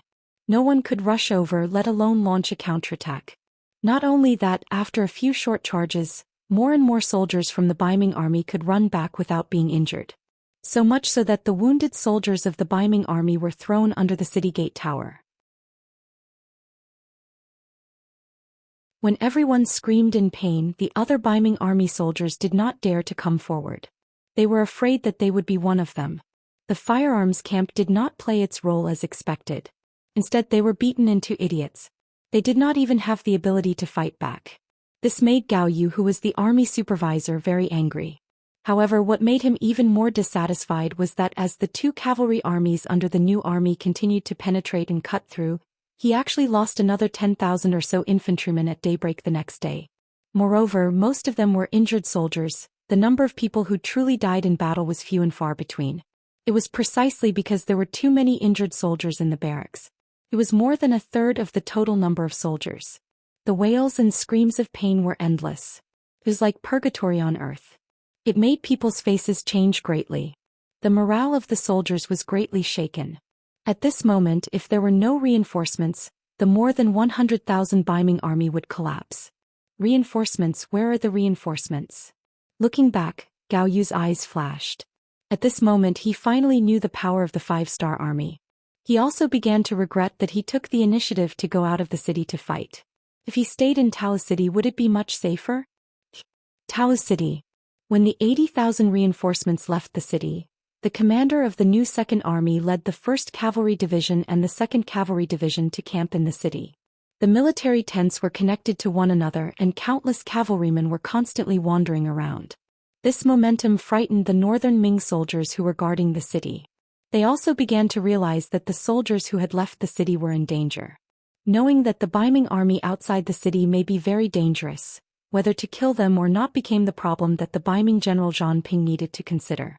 He had climbed up the city tower and roughly looked at the 5-star army cavalry below the city. There were only 10,000 people. If it was only a comparison of forces, they still had a certain advantage. However, war could not be calculated like this. It had to be considered from many aspects. For example, the other side was all cavalry. They could participate in the battle. However, a part of them needed to stay in the city to defend the city. They could not all go to the battlefield. This made the gap between the two sides shrink a lot.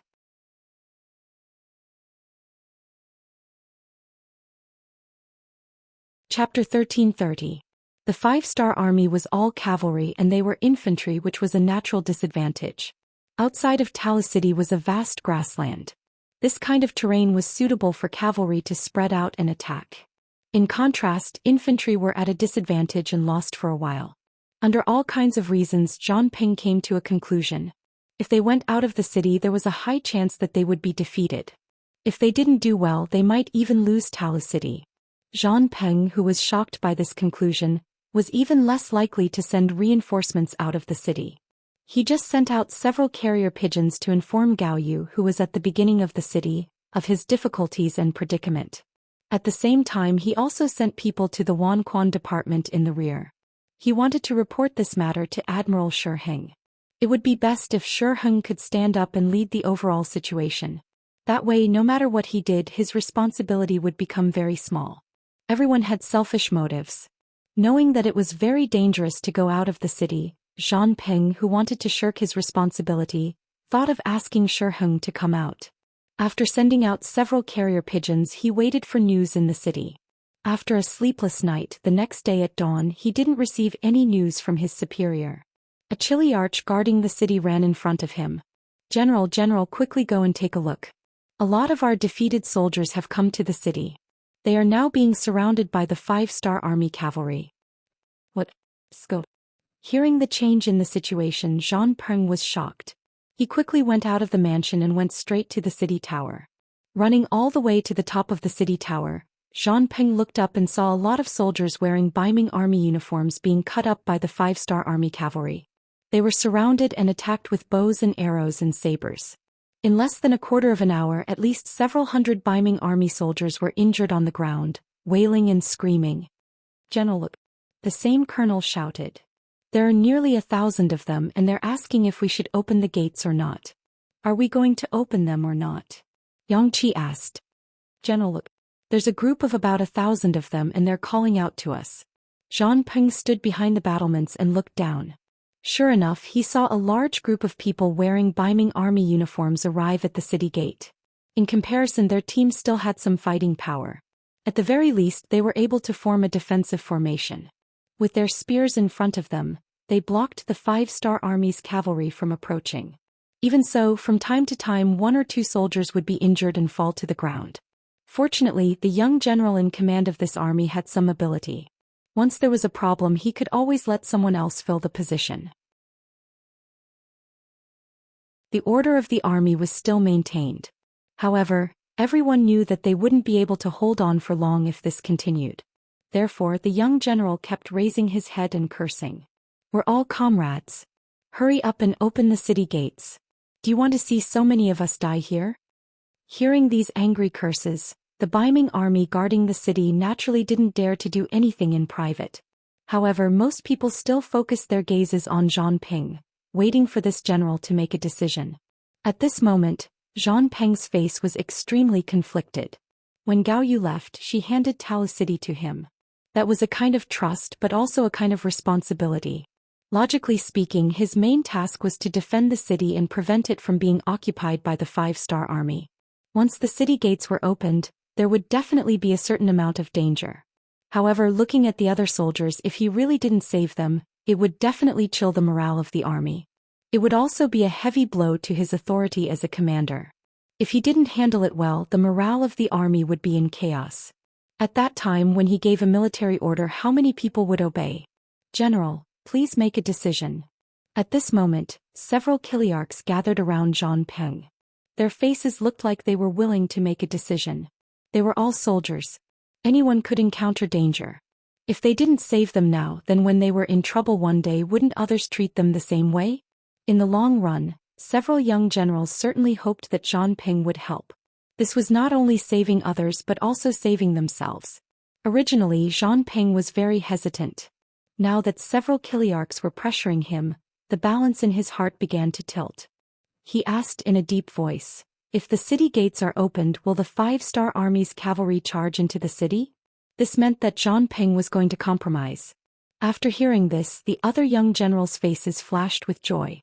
A quick-witted chiliarch quickly replied, they shouldn't. We can use bows and arrows to attack. When the time comes, as long as the city gates are opened fast enough, the 5-star army won't be able to charge into the city. That's right. General, look. The 5-star army's cavalry doesn't seem to be paying attention to us. They probably don't think that we will open the city gates. There aren't many cavalry here, so our safety shouldn't be a problem. Another chiliarch pointed below the city and explained to Zhang Peng. The other chiliarchs also quickly explained the problem from various angles. All of them expressed the same meaning. That was, as long as they moved fast enough and were prepared, the 5-star army wouldn't be able to enter the city. They wouldn't be able to take any advantage.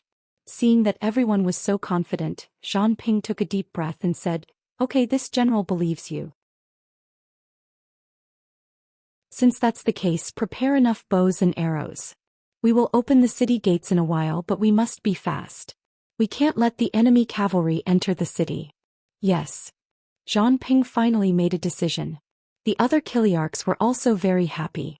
At this moment they all cupped their fists and agreed. After all, their superior was benevolent. Just this point alone wasn't a bad thing for everyone. With this order, many archers appeared on the city walls of Tulu City. The city gates were also opened from the inside. Over 100 northern Ming soldiers took this opportunity to rush out of the city gates. They shouted to the 1,000 or so comrades who were standing behind them, quickly retreat. We have archers to cover you. Many thanks. The Chiliarch, who had been cursing non-stop, had a look of excitement on his face. He immediately ordered his soldiers to retreat into the open city gates. Behind them, the 5-star army's cavalry that wanted to approach were forced back by the thousands of arrows from the city walls. It was like a net of arrows, making it impossible for anyone to enter. It's done. Zhang Peng, who was nervously staring at the city walls, couldn't help but let out a sigh of relief when he saw the 1,000 or so soldiers from the Baiming army being rescued. No matter what, saving 1,000 people could be considered a meritorious service. At the same time, he would be able to find out what had happened outside from these people. He would be able to find out why the 5-star army's cavalry had appeared and why the Baiming army had been defeated. Before Zhang Peng could finish his sigh of relief and before he could ask the retreating soldiers what happened outside, the situation on the battlefield suddenly changed. The 5-star army's cavalry that was still far away suddenly gave up on surrounding the Baiming soldiers. Instead, they angrily rushed towards the city gates that were slowly closing. Are they crazy? Isn't it too late to come now? On top of the city walls, when they saw the 5-star army's cavalry rushing towards them, the Baiming army's Kiliarchs on top of the city walls laughed. They laughed at the stupidity of the 5-star army. But soon, a piece of news hit their faces like a slap, causing their complexion to instantly change. Not good, the Baiming army that we rescued suddenly betrayed us. They injured our soldiers who were guarding the city gates. They occupied the place and guarded the gate.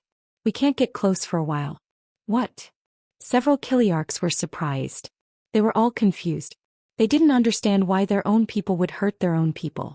They just saved these people. On the other hand, Zhang Peng suddenly thought of something after being shocked for a short while. He shouted loudly, "I'm afraid that those people aren't our comrades at all. They are the 5-star army in disguise. Damn it, we've been tricked. Quick, send troops down and take back the city gate. Close it. Be quick." At this time, Zhang Ping shouted in hindsight. However, how could it be so easy to turn the tables? Under the 5-star army's long preparation, specifically under the new 2nd Army's commander Xi's planning, the moment they opened the city gates, they were doomed to fail. Just last night, there were cavalry scouts who reported that they discovered many defeated Baiming army infantrymen in the direction of Saihan Mountain. They asked for instructions on what to do. She was currently in the large tent when he was woken up. After hearing this news, he knew that the development of the war had already deviated from its original path. According to Yang Chendong's previous analysis, once the war started, the new 2nd Army's 2 cavalry divisions would face the danger of being attacked from 2 sides by the Baiming army. Because of this, she decided to defend this place no matter what. With the cavalry he brought, he still had a certain advantage. However, when he really brought his troops to Tulu City, the Baiming army's reaction was a bit unexpected. The Baiming army inside the city actually didn't make any movements. They just stood on the city gate tower, allowing them to set up formations and set up tents. This was because the Baiming army was scared. When he saw this change, she quickly made the decision to adapt to the changes on the battlefield. Perhaps the previous military plans were done well, but a general who couldn't adapt to changes wasn't a general. He was just a machine. From the possibility of being attacked from 2 sides to the current Baiming army holding back their troops, the new 2nd Army's 2 cavalry divisions were safe.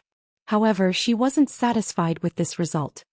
He already began to boldly imagine if he could find an opportunity to capture Tulu City and completely cut off the several 100,000 Baiming army's path of retreat.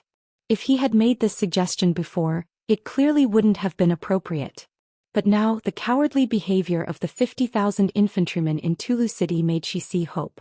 It was just that he couldn't immediately find a breakthrough point.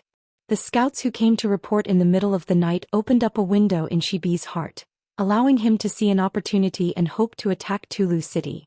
Shibi called over the 1st Cavalry Division's commander Qiao Chao and the 2nd Cavalry Division's commander Li Jun. After a round of discussion, the three of them decided to disguise themselves as the Baiming army to trick the enemy into opening the city gates.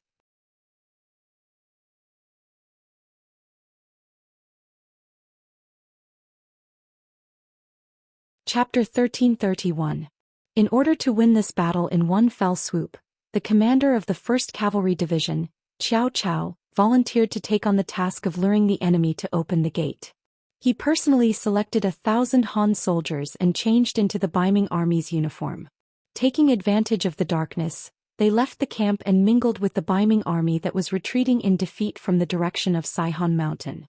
It must be said that the Baiming army was indeed made up of new recruits. Normally they looked rather powerful, but when they encountered a sudden attack, especially when they heard the rumbling of the 5-star army's warhorses, their fighting spirit quickly collapsed. A portion of them didn't even have time to brandish their weapons and arrows before running back. They had escaped from Tulu City. In many people's hearts, they believed that it would be safe to escape back here. After all, with the city walls as a shield, even if it was only psychologically, it could still give people a sense of comfort. In addition, it was nighttime. The addition of Qiao Chao's 1,000 soldiers didn't cause any chaos at all.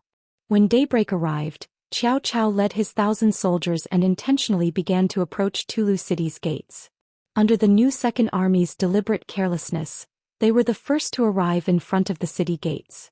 As expected, they attracted Zhongping's attention. Because of this, the city gates were opened. This was tantamount to giving Qiao Chao an opportunity to display his abilities. Speaking of which, Qiao Chao wasn't an ordinary person.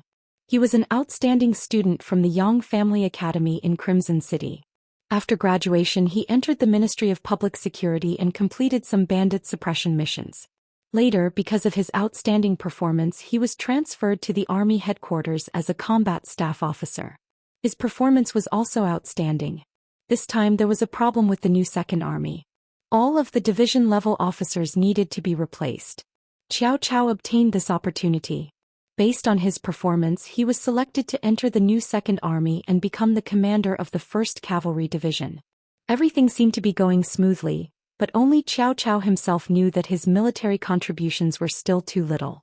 If it wasn't because the new Second Army had many problems and was only responsible for defending the city and transporting supplies, the position of commander wouldn't have been his. It was precisely because everyone looked down on the new Second Army that he picked up a loophole. Now, the new Second Army had a combat mission and it was personally given by the 6th Young Master, the principal. Just based on this, Qiao Chao decided to perform well. He could not embarrass the principal and he had to show his best side. He took the initiative to fight and got the chance to lure the enemy to open the city gate.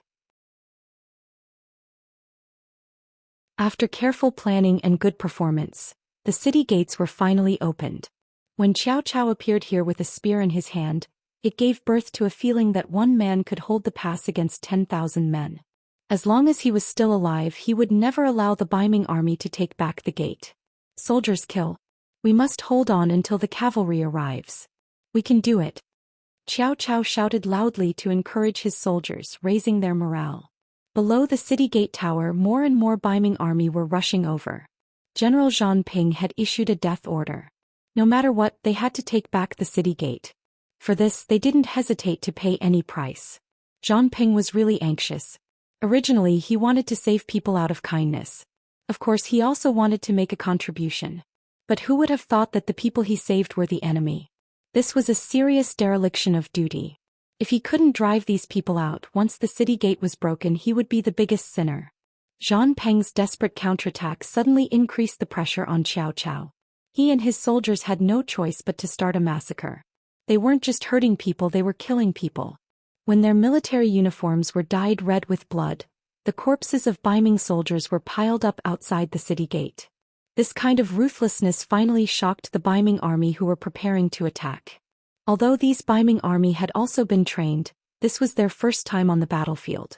When the flesh and blood scattered all over the ground, the smell of blood assailed their nostrils.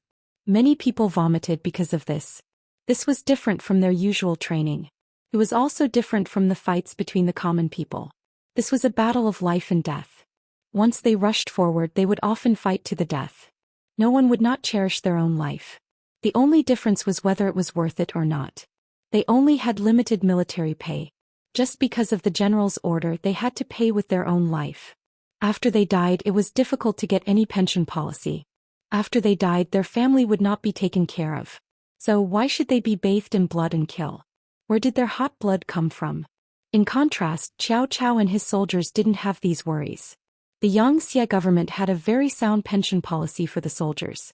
If you died in battle, your family would benefit. If you died because of meritorious service, your family would also follow you for a lifetime of glory. There were many benefits to meritorious service. If you died in battle, your family would also benefit a lot. This made everyone have no worries. Using their lives on the battlefield became a matter of course. When Cao Cao and his men were covered in blood as if they had walked out of hell, they came to the front of the Baiming army and shouted, "Who else is there?" The Baiming army involuntarily began to retreat. This was a fear that came from the depths of their bones. "Go, go, go. Comrades, get out of the way. Our cavalry is coming." Just as Cao Cao and his soldiers were confronting the Baiming army, behind them, the cavalry brothers of the new Second Army finally broke through the rain of arrows and entered the city gate. When the cavalry arrived, the situation on the battlefield changed dramatically. The cavalry borrowed the momentum of their horses. When they casually swung their sabers, they could carry a force of several hundred jin. Wherever they went, anyone who tried to resist was either cut in half or heavily injured by the charge of the warhorse. This was the advantage cavalry had over infantry. The arrival of the cavalry meant that Tulu city was about to change hands. Run! Seeing that the cavalry had already begun to kill, the Baiming army standing at the front fell in a short time. The rest of the Baiming army scattered like birds and beasts after an unknown person shouted. They immediately fled in all directions. Zhang Peng, who was standing at the back of the army, saw everything clearly. He staggered and almost fainted on the ground. It was the personal guard beside him who supported him and advised, "General, the situation has changed. We should run. The strength of the 5-star Army's cavalry is not something we can resist. Even if we don't open the city gate, they will find a way to open it. Let's go." The words of comfort had some effect. Zhang Peng, who was already out of his wits, kept nodding. "Hey, let's retreat. Let's retreat." Zhang Peng escaped. Taking advantage of the chaos when the cavalry entered the city, he escaped with 10,000 infantry. They ran straight to the capital head behind them. This was also the only northern Ming army that managed to escape from this battle. Following Zhang Peng's escape, Tulu city changed hands without anyone commanding it. She led the cavalry into the city and saw piles of provisions and gold and silver in the large warehouse. These were the provisions Baiming army had prepared for their 400,000-strong army.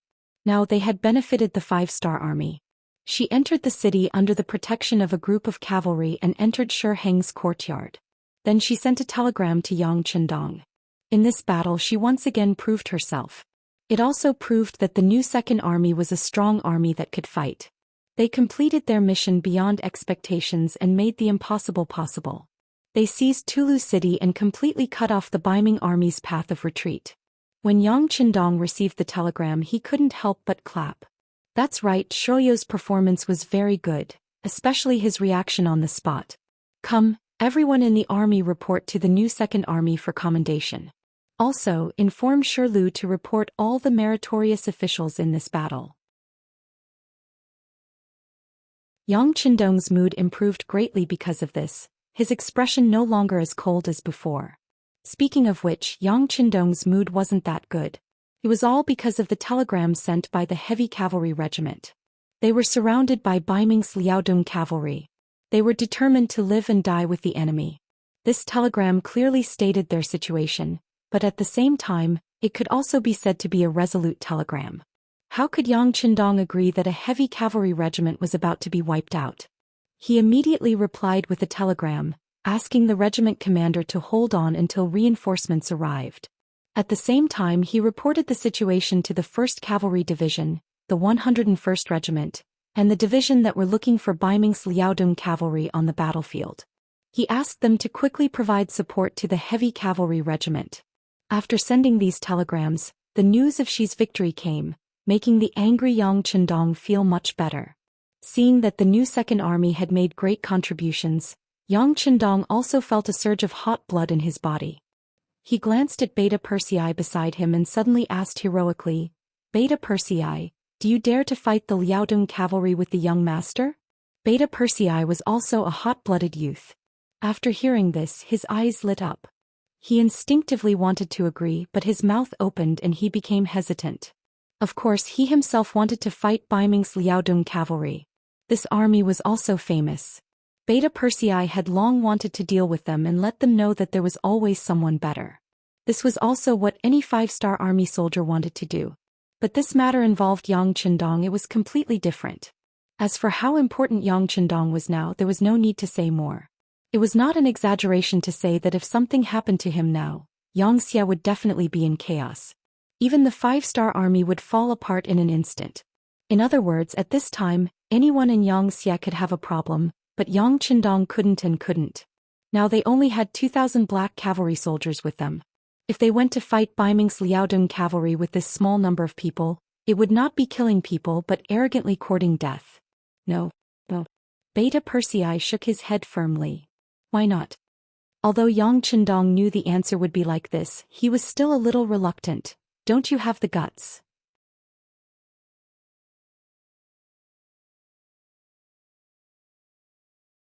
Chapter 1332. No. Young master's body is priceless. How can he take risks so easily? Beta Persei said, unmoved. Yang Chendong did not back down because of this and continued to persevere. How can it be called taking risks? With the protection of the strongest black cavalry in the world, how can it be dangerous? Or are you saying that you have no confidence in the black cavalry? Beta Persei quickly shook his head and said, how can I not have confidence? The black cavalry is the strongest army in the world. No one can compare to them. If that's the case, then what are you hesitating for? Since they are the strongest, young master, my safety is of course guaranteed, right? All right, gather the black cavalry immediately and set off with the young master to kill the enemy. Yang Chendong misunderstood Beta Persei's intention and laughed loudly before giving out orders. Soon, the first Captain Qiu Vi, the second Captain Dao Shao and the others led the 2,000 black cavalry and appeared in front of Yang Chendong's tent. At this moment, seeing that Yang Chendong was about to leave the tent, Beta Persei was still loudly persuading him, young master, you can't take risks. What do you mean by taking risks? We are going to kill the enemy. Let me tell you, young heir, this young master has already made up his mind. If you are still trying to persuade me, then after this battle, you should return to Crimson City. I think you have grown old and your courage has shrunk. After coldly throwing down these words, Yang Chendong strode out of the large tent. Beta Persei could no longer persuade him after he said such words. He could only follow behind Yang Chendong. He had already decided that no matter what happened, he would stand in front of Yang Chendong. Even if it was dangerous, he would become a meat shield to protect the young master's safety. Yang Chendong, who was outside the tent, indicated that he wanted to enter the battlefield and find trouble with Baiming's Liaodong cavalry. This order naturally caused the 2,000 black cavalry dragon guards to be extremely excited. Although it was a very proud thing to be able to follow Yang Chendong, if there was a chance to go to the battlefield and kill the enemy, no one would refuse. Because that was the battlefield that men should go to. That was the best place to prove themselves and show off. The 2,000 black cavalry under Yang Chendong's encouragement, everyone's morale was high. Then they brought their equipment and rushed straight to the area where Baiming's Liaodong cavalry might appear. Yang Chendong's trip was not only to kill the enemy, but also to use himself as bait. He believed that even if Fang Dingshan had the ability to endure, once he knew that he was here, he would definitely not be able to endure it and appear. Contact the other armies at any time and inform them of our location. Yang Chendong wasn't a hothead. He naturally knew the importance of safety. He wouldn't just randomly charge around in anger. He had his own plan for every step he took. For example, his appearance would definitely attract the attention of Baiming's Liaodong cavalry. Perhaps he would soon solve the problem of the heavy cavalry regiment being surrounded. After all, compared to himself and the heavy cavalry regiment, which target was more important? Presumably, even a fool would be able to tell. Heavy Cavalry Regiment. At this time Windchaser was staring at the Baiming's Liaodong cavalry that surrounded them with blood-red eyes. In the past he had always wanted to find the Baiming's Liaodong cavalry. He wanted to compete with them to prove that he was the strongest. Because of this, after receiving the military order, Windchaser immediately led the 5,000 heavy cavalry regiment into the grassland and entered the Baiming's Liaodong cavalry's area of activity. Their luck was not bad. They quickly found a group of Baiming's Liaodong cavalry that had the same number of people. Or it could be said that the other party had discovered them and took the initiative to appear. Then a great battle ensued. The heavy cavalry regiment used facts to prove their ability. Using the advantage of heavy armor and the 3-meter-long blades in their hands, they heavily injured the enemy. In one battle they killed 2,000 of the enemy and injured 1,000 of them. They had basically crippled the 5,000 Baiming's Liaodong cavalry. Then came the pursuit. Windchaser wanted to continue expanding the battle results, but the weakness of the heavy cavalry regiment was exposed. Because their armor and weapons were too heavy, long-distance running was not suitable for them. However, because the Baiming's Liaodong cavalry looked like they were about to run out of energy, they continued to chase. After running for a few dozen li, Windchaser found that the heavy cavalry regiment had expended too much energy. Just as he ordered the army to stop, countless Baiming's Liaodong cavalry appeared from all directions. Looking from afar there were at least 20,000 of them. At this time, how could Windchaser not know that he had fallen into a trap? However, with their heavy armor he was not afraid. Instead he launched 2 counterattacks. However, the general of the Baiming's Liaodong cavalry, Luo Baikuan, was very smart. Once he discovered the heavy cavalry regiment charging over, he continuously retreated. He only used arrows to stop them and did not engage in close combat. After 2 consecutive attacks, the horses of the heavy cavalry regiment were already panting. Some of the horses could no longer bear the weight and fell to the ground. Cavalry soldiers without horses were like infantry soldiers without legs. Windchaser quickly ordered the army to dismount and prepare to meet the enemy. Then the Baiming's Liaodong cavalry began to charge. Using the advantage of the horses, the enemy charged 3 times and killed over 1,000 soldiers of the heavy cavalry regiment, while the enemy suffered less than 50 casualties. Windchaser, who did not have a horse, finally saw the weakness of his side. He knew that it was all because he wanted to quickly gain merit.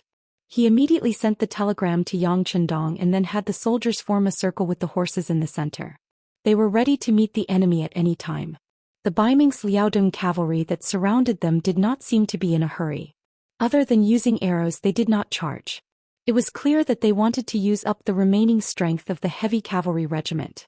After all, being surrounded, Windchaser and his soldiers could not get enough rest. In addition, they could not replenish their rations and water. After a long time, it could be said that they would collapse without a fight. Luo Baikuan clearly wanted to obtain victory without shedding a drop of blood. For this reason they had waited for half a day. Once he found that the heavy cavalry regiment wanted to rest, he would order the cavalry to release their arrows and prepare to charge. After a few rounds, the heavy cavalry regiment was exhausted and the sky slowly darkened. But even after the sky darkened, the Baiming's Liaodong cavalry still continued to attack. During this time they took the opportunity to launch a cavalry charge and took the lives of another 500 soldiers. They left behind dozens of corpses and left. From dusk to dawn, the eyes of the heavy cavalry regiment soldiers who had endured through the night were blood red, and Windchaser was even more so. He had even thought of charging back more than once. The horses had recovered some strength after a night of rest, but Yang Chendong's telegram clearly told them to defend and wait for reinforcements. They could not charge. In the face of the 6th young master's orders, Windchaser did not dare to disobey. He could only hold on and hope that reinforcements would arrive sooner. But the grasslands were so big that even if the cavalry wanted to rush to the battlefield, it would take a long time. The heavy cavalry regiment was destined to continue waiting. Just like this, the sky darkened again. In the blink of an eye, it was day again. When the sky brightened, Windchaser forced himself to close his eyes to look at the situation of the Baiming's Liaodong cavalry. He was shocked to find that the enemies that surrounded them had already retreated. They actually retreated? Windchaser's face was filled with confusion. He personally ordered a few cavalry to get on their horses to scout for information. He was worried that this was another enemy's plan to lower his guard and then counterattack. Not long after the cavalry left, they returned. This meant that there was not a single Baiming Liaodong cavalry within 10 li of them. Although Windchaser did not know the reason, he knew that he was safe. He immediately ordered that other than sending out a few cavalry scouts, everyone else should take the time to rest. In this battle, more than half of the 5,000 heavy cavalry regiment's cavalry had died. They were almost crippled. The morale of the army was greatly affected. Their stamina was also greatly depleted. Right now they needed a good rest. He slept from dawn to the afternoon until the scouts returned. They said that the new 101st Army commander had brought reinforcements 8 miles away. Windchaser hurriedly got up. Then he organized the troops and prepared to welcome them. At this time, Windchaser believed that the reason why the Baiming Liaodong cavalry retreated was because they knew that the 101st Regiment was coming here. They knew that they were not a match, so they left. Just as he was thinking about how to thank the 101st Regiment commander Lu Zhua, a large group of cavalry appeared in his sight. Windchaser led a group of heavy cavalry soldiers to welcome them. When they were still some distance away, he stopped and got off his horse with a grateful expression. At the front of the cavalry was Commander Lu Zhua.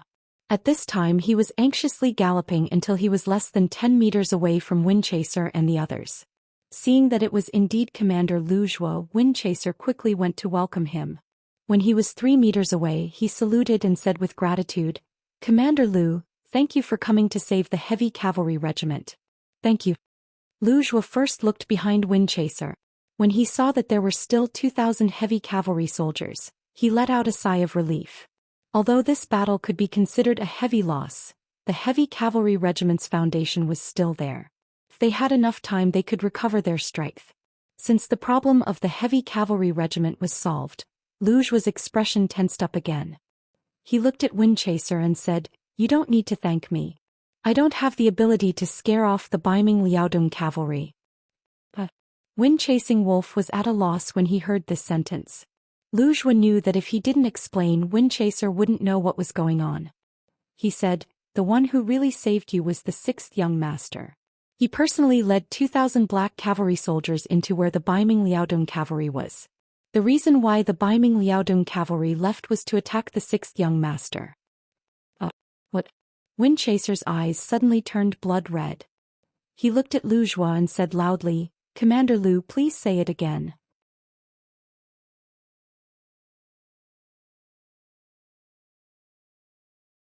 Chapter 1333. I said that in order to save you, the 6th young master took the initiative to appear on the battlefield and attracted the attention of Baiming's Liaodong cavalry. The cavalry that surrounded you didn't leave because of our arrival. They left because of the 6th young master. Lu Zhua's expression didn't look too good, but he also knew that this matter wasn't Windchaser's fault. After all, Yang Qindong took the initiative to do this. Lu Zhua shouted happily, but Windchaser's face was already covered in tears. He didn't expect that in order to save him, the 6th young master would take the risk. In this case, he was such a bastard.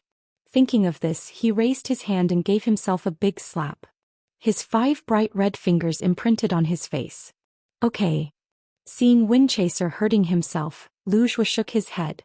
"Now is not the time for us to blame ourselves. How to save the 6th young master is the most important thing. I still have to lead the 101st Division forward. Since you are safe, go back to the first city and have a good rest." After saying this, Lu Zhua was ready to leave. In his eyes, saving Yang Qindong was the most important thing. But if he wanted to leave now, he needed Windchaser's permission. With a plop, Windchaser got off his horse and knelt in front of Lu Zhua's horse. "Commander Lu, please allow me to go with you." Lu Zhua was shocked by this kneeling. After understanding Windchaser's meaning, he had to shake his head. "Captain Windchaser, I want you to go back and rest. This is what the 6th young master said in the telegram. What you should do now is to obey the military order. Do you understand?" "No." Windchaser shook his head with a painful expression. "The 6th young master came to save me. How can I do nothing? How about this, the rest of the heavy cavalry regiment will go back and rest. I will go with you alone, okay?" At this moment, Windchaser had to follow Lu Zhua even if he had to violate military orders. This was the only thing he could do. This. Lu Zhuo really wanted to say that it was hard to disobey military orders. However, looking at Shui Feng's tear-streaked face and red eyes, he couldn't bring himself to say those harsh words. He could only nod his head and say, "All right, then you'll go and follow behind this army commander." Mount Qian. Although it was called a mountain, it was actually just a slightly higher hillside. It was located on the grassland and there was nothing around it to block the view. Under the strong wind and sand, most of the trees on the mountain had withered, leaving only 3 to 5 small trees standing there. However, due to the high terrain there was not enough water, so it was only a matter of time before it dried up. Yang Chendong chose to set up camp here for the 2,000 black cavalry soldiers. Firstly, the terrain here was high, so they didn't have to worry about the Baiming Liaodong cavalry scouts not being able to see them. Secondly, the terrain here was open, so it was more suitable for the cavalry to appear in a large area. Thirdly, from the high ground, it could be used as an unstoppable force. Guarding this place, they only needed to prepare enough water and food. Although it couldn't be said that one man could hold the pass against 10,000, it was still better than being surrounded by enemies on all sides. Yang Chendong was not disappointed even though he intended to be discovered by others. Soon, the scouts of the northern Ming Kingdom's Liaodong Iron Cavalry appeared in the surroundings. They were constantly running back and forth as if they wanted to confirm the true identity of this group. Yang Chendong, who wanted to attract attention and save the heavy cavalry regiment, wore a golden battle robe and rode out on a white dragon. He roared at the sky and shouted in a very imposing manner, "This king is Bugnam of Gojoseon, Yang Chendong. You little rascals dare to spy here, why aren't you quickly retreating?" Just this shout alone was full of energy and could be said to be earth-shattering. Under the shout there were indeed many scouts who quickly dispersed. Those who stayed behind also maintained a sufficient distance from them. It really was as if one sentence could shake 10,000 soldiers.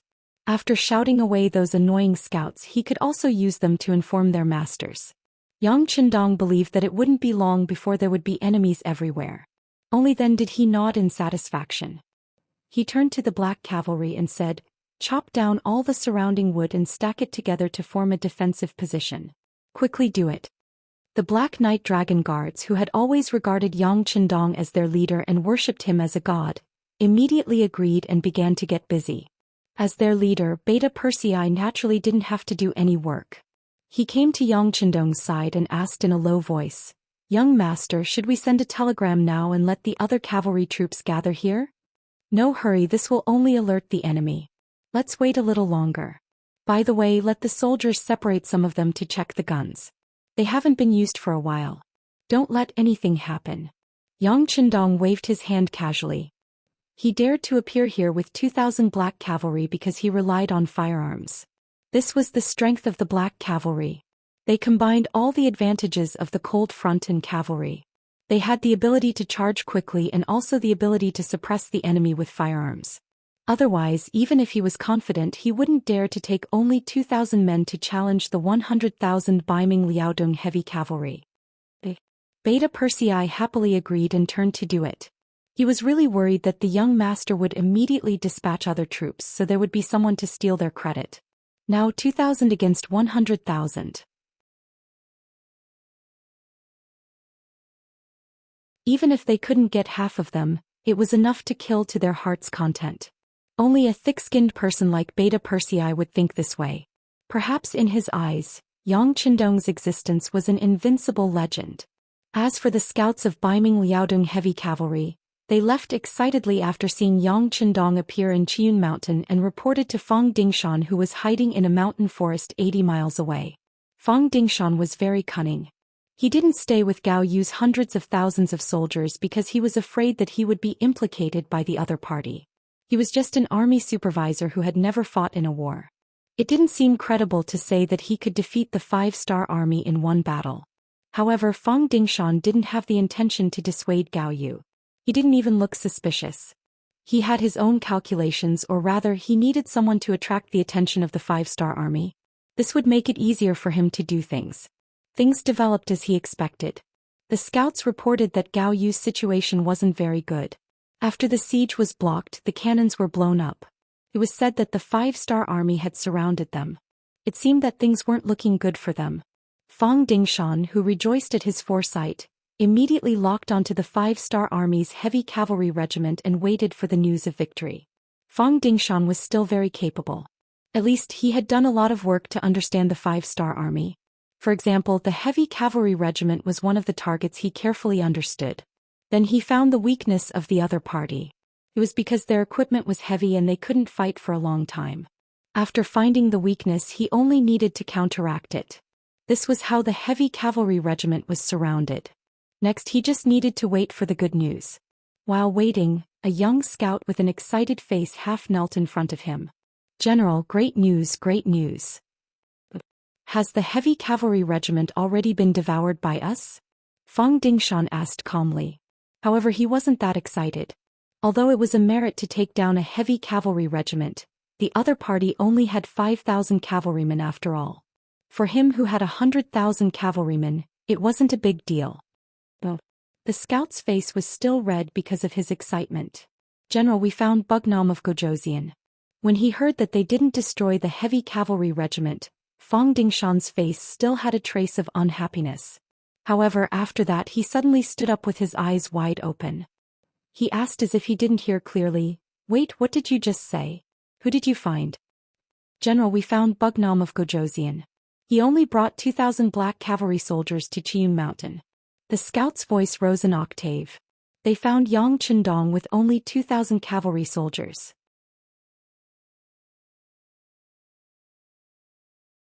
This news was like a bolt of lightning that shocked Fang Dingshan. He was so happy that he couldn't close his mouth. As for whether it was the black cavalry or not, he didn't care. After all, there were only 2,000 people. How could they be a match for his elite Baiming Liaodong heavy cavalry?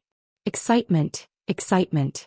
It wasn't an exaggeration to say that the biggest threat to Baiming wasn't the southern Ming dynasty, nor was it Xianxia or the 5-star army. It was Yang Chendong. As long as he got rid of this person, it was equivalent to getting rid of the biggest worry in his heart. This way the emperor could sit back and do what he wanted to do without any worries. It wasn't an exaggeration to say that whoever could kill Yang Chendong would definitely be a great contributor to Baiming. No, it would also be a great contributor to the southern Ming dynasty. In short, it would be a blessing for the great Ming dynasty. For this, it would be worth it even if they had to pay a huge price. Fang Dingshan was also tempted by such a great contribution. However, after seeing the strength of the 5-star army, he had no choice but to suppress this thought. He never thought that an opportunity would appear like this. Yang Chendong would appear in his field of vision with only 2,000 cavalry soldiers. Could it be that the heavens wanted him to die and wanted to give him a great contribution? The more he thought about it, the more excited he became. After a long while, Fang Dingshan finally calmed down. When he looked at the scout, his eyes were full of excitement. "Did you find out if there are any other 5-star army soldiers moving around?" Fang Dingshan couldn't be blamed for asking this. Yang Chendong's sudden appearance with so few guards around him, he couldn't help but wonder if this was a trap. No, this general has already sent out all the scouts. There are no traces of the 5-star army within 100 li radius. I have already arranged for them to continue expanding the search area. How could the scout not understand this logic? If he couldn't even figure out this problem, he wouldn't be worthy of being a scout. Enough, enough. After hearing that there were no 5-star army movements within 100 li radius, Fang Dingshan nodded his head in satisfaction. So what if Bailey Wudi was really a trap? As long as he was given 4 hours, he could use his army to eliminate these 2,000 cavalry soldiers. This way, once Yang Chendong died, the so-called encirclement would be meaningless. That, did you see clearly? Was that Bugnam of Gojosian?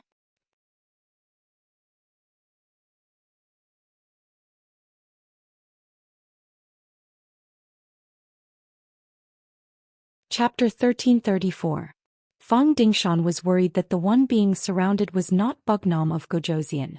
If that was the case, not only would it be a joke, but it would also put the entire army in danger. Yes. The scout replied with a firm tone. This general has personally seen Bugnam of Gojosian. I will definitely not be mistaken. Good. Hearing such a firm reply, Fang Dingshan laughed heartily. He then patted the scout's shoulder with his right hand and said with satisfaction, "You did well. This time, killing Bugnam of Gojosian will be a great achievement. Now send out all the scouts." Once you discover any reinforcements from the 5-star army, report to me immediately. After receiving Fang Dingshan's encouragement and praise, the scout left with a face full of excitement. At this time Fang Dingshan had already made up his mind. He wanted to surround Yang Qindong and kill him. He wanted to kill Bugnam of Zhou and achieve a great achievement. When the emperor heard this news he would definitely be very happy. At that time, it would not be impossible for him to be conferred a duke. This general wants to immediately summon all the generals at home.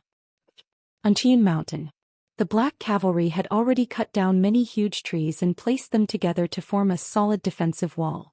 It was not like a trench where the trees were placed together to form a house.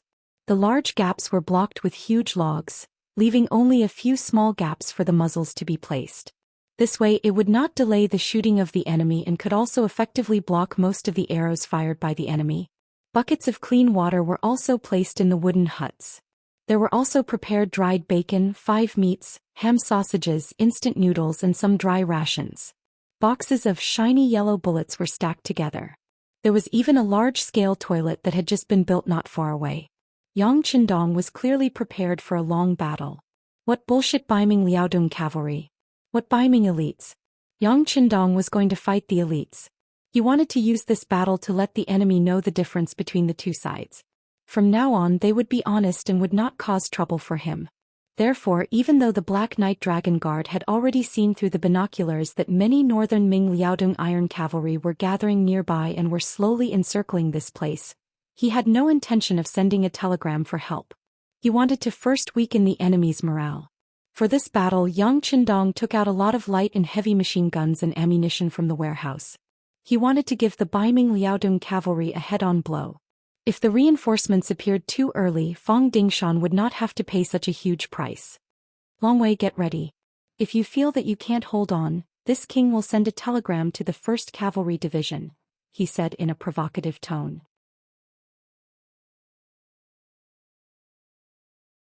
After these words, some of the Black Cavalry soldiers' faces turned red.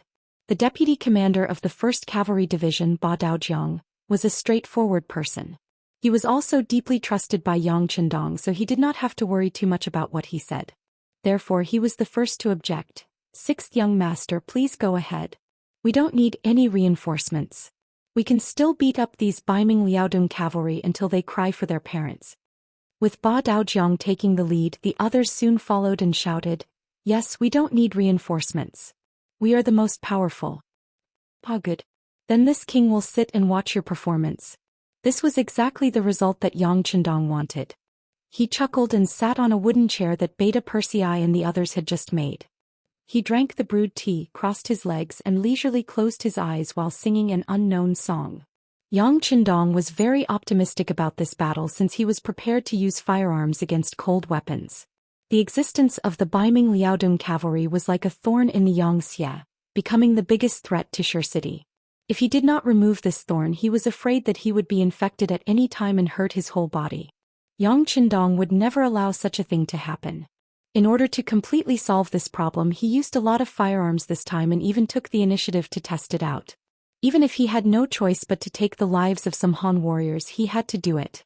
Fortunately, according to the intelligence department's understanding, the core component of the Baiming Liaodong cavalry was not the Han people, but the Manchu and some Mongolian people. This made him not show any mercy when he attacked. As for whether it was dangerous for him to stand here, Yang Qindong had never thought about it. It was impossible to say that there was no danger at all. Even if there was a war, there would be deaths and injuries. However, it was unrealistic to say that it was very dangerous. After all, he had too many abilities to protect himself. Even if these 2,000 Black Cavalry could not hold on, he was not afraid. He had plenty of methods to deal with his opponent. Right now it was just a matter of whether the other party had the ability to force him. At this moment Yang Qindong, who had his eyes closed, thought of the big warehouse. He thought of the neat rows of war chariots, tanks and even helicopters inside. This was his true trump card. Just based on this, even if it was a dragon's pool or a tiger's den, he would not be able to enter. With the protection of the big warehouse, Yang Qindong had such confidence. Although he did not know what caused this, with such ability he had to do something. The world was one and the Han people were supreme. This became Yang Qindong's goal. Although it seemed that this goal was too grand and difficult to achieve, it was still a dream.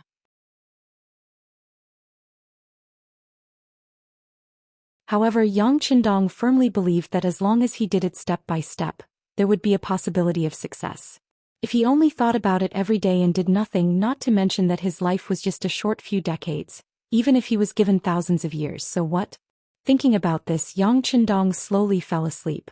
There was a peaceful smile on his face, as if he had seen something in his dream that made him happy. Young master, the enemy is about to attack. Seeing Yang Qindong sleeping so soundly, Beta Persei did not want to disturb him. However, after considering that the battle would start soon and the sound of gunfire would not be small, if he did not wake up the young master, it would be a big crime if he really scared him. Oh, is it coming? Slowly opening his eyes, Yang Qindong first rubbed his eyelids, then slowly got up. Biming that the Liaodong cavalry would not attack him, Yang Qindong did not have any doubts about this matter. With such a piece of fat meat in front of him, there was no reason not to eat it. Although it was not appropriate to compare himself to a piece of fat meat, Yang Qindong knew very well that this was the case. After getting up, Yang Qindong took the binoculars from Beta Persei's hands and looked around. Sure enough, Qian Mountain was surrounded by Biming Liaodong cavalry.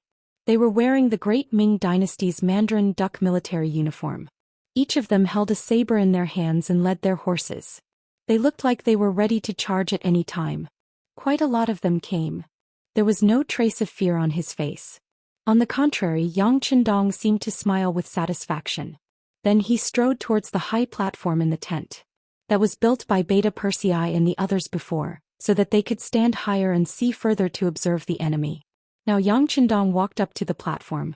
Then he stood at the highest point of Qian Mountain in his golden battle robe. The appearance of the golden color instantly attracted everyone's attention. Young master, be careful. Seeing Yang Qindong walk to the highest point before the start of the battle, Beta Persei, who was afraid of danger, hurriedly shouted. Qiu Vi, Dao Xiao, Ba Dao Jiang, Ping Yu and the others behind him were also worried. It's okay. Yang Qindong casually waved his hand, telling Beta Persei and the others not to be excited. Then he said to Telecommunications Director Wang Shan, "Bring me the loudspeaker." Wang Shan, who had been promoted to director, hurriedly handed over the iron loudspeaker that he had prepared long ago. Although this thing was a little rough, it could still play a certain role in amplifying the sound. He slowly raised the loudspeaker with his right hand and placed it near his mouth. Yang Qindong's voice also spread far and wide. Brothers of the Biming army, I am Yang Qindong, Bugnam of Zhou Xian, a king personally conferred by the emperor. But I don't know why you are here. Are you here on the emperor's orders? If not, isn't this no different from a rebellion? If that's the case, you'd better retreat quickly. This king is merciful and can forget all about your appearance here. But if you still don't obey, then don't blame this king for being ruthless. Later the army will surround you. When that time comes, you won't have a chance to escape. You can decide for yourselves where to go. After shouting loudly, Yang Qindong put away the loudspeaker and returned to the wooden base from the high ground. Seeing that he was safe and sound, Beta Persei first breathed a sigh of relief, but then said with a bitter face, "Young master, I'm afraid it's useless to say this now." Looking at Beta Persei's expression, how could Yang Qindong not know that this person was simply afraid that his words would scare away the Biming Liaodong cavalry? But he didn't point it out and nodded in agreement. Of course it's useless and I don't expect it to be useful. I said this to tell Fang Dingshan that this king is here so that he can attack without worry. With this explanation, everyone was suddenly enlightened. Although Yang Qindong had shown himself before, only a few scouts had seen him. Even if it was reported to Fang Dingshan, he would only believe 70% of it. Only after witnessing it with his own eyes would he feel relieved. Otherwise, if the attack didn't go well and he doubted whether Yang Qindong was really here, what would happen if he retreated? After Yang Qindong's appearance, things were different. After confirming the authenticity of Yang Qindong's appearance, Fang Dingshan would definitely not withdraw his troops unless there was really no hope left for him to make a great contribution. This was the reason why Yang Qindong had to show himself before the battle. This was tantamount to giving Fang Dingshan a reassurance. This king is right here, come if you have the ability. After knowing Yang Qindong's intentions, Yang Heir and the others laughed mischievously. With sufficient preparation, they were most worried that the enemy would run away. If that was the case, then wouldn't they have no place to display their skills? Now they were even more confident. Each of them laughed heartily and waited for the enemy to charge in and kill them.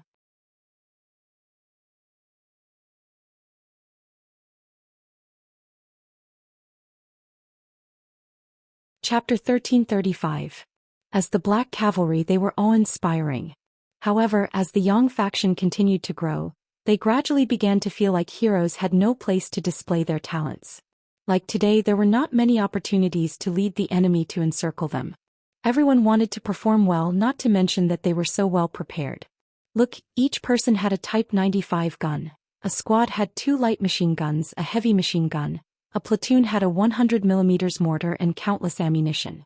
With such weapons, how could they face any enemy? Not to mention 100,000, even if there were 200,000 or 500,000, what could they do? At this time, the 2,000 Black Cavalry were all eager to fight. They had already taken off their black armor and were waiting for the enemy to attack. The war was about to begin. After Beta Persei got Yang Qindong's approval, he began to assign tasks. Considering that there were 3 slopes on Qiyun Mountain, 1 steep slope, and the area was not very large, Beta Persei divided the Black Cavalry into 2 groups. They were the first and second groups. He requested that when the battle started, the groups would fight one by one with a limit of 2 hours, and they would take turns to rest. And each group would take out 200 people, a total of 400 people as an emergency team in case of an accident. There would be soldiers available. Even if they had the best weapons, the number of troops was also very important. Otherwise, if 2,000 people were to shoot randomly, even if they had good weapons, what could they do? In the end, people were still needed in a war. The Black Cavalry of Qiyun Mountain were making all kinds of preparations. General Fang Dingshan at the foot of the mountain was also flushed. If he had only heard about it before, then he had seen it with his own eyes. The person who shouted was Bugnam of Gojosian, especially that voice. When he was an imperial bodyguard, he had seen Yang Qindong more than once and heard his voice. Even if it was confirmed that the person who was surrounded was Bugnam of Gojosian and did not run away, Fang Dingshan firmly believed that his chance to make a great contribution had come. It was only 2,000 cavalrymen. Even if they could fight, how could they be a match for his army of 100,000?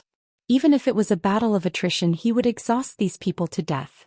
Not to mention, the Baiming Liaodong Iron Cavalry's reputation as elites was not undeserved. Their combat strength was very strong, and they believed that there was no target that they could not take down. Pass down the order. Let's use 1,000 cavalry as a unit and charge. Other than the steep side, attack the other 3 sides with all your might. Don't be afraid of sacrificing yourself. Try to take down Mount Qiyun in one go. If you can't do it, attack them one by one. I will exhaust them to death, Fang Dingshan shouted excitedly. He had no intention of underestimating the 2,000 Black Cavalry soldiers.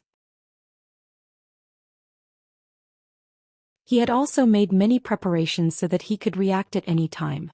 Considering the terrain of Mount Qiyun, sending too many people up would not be of much use.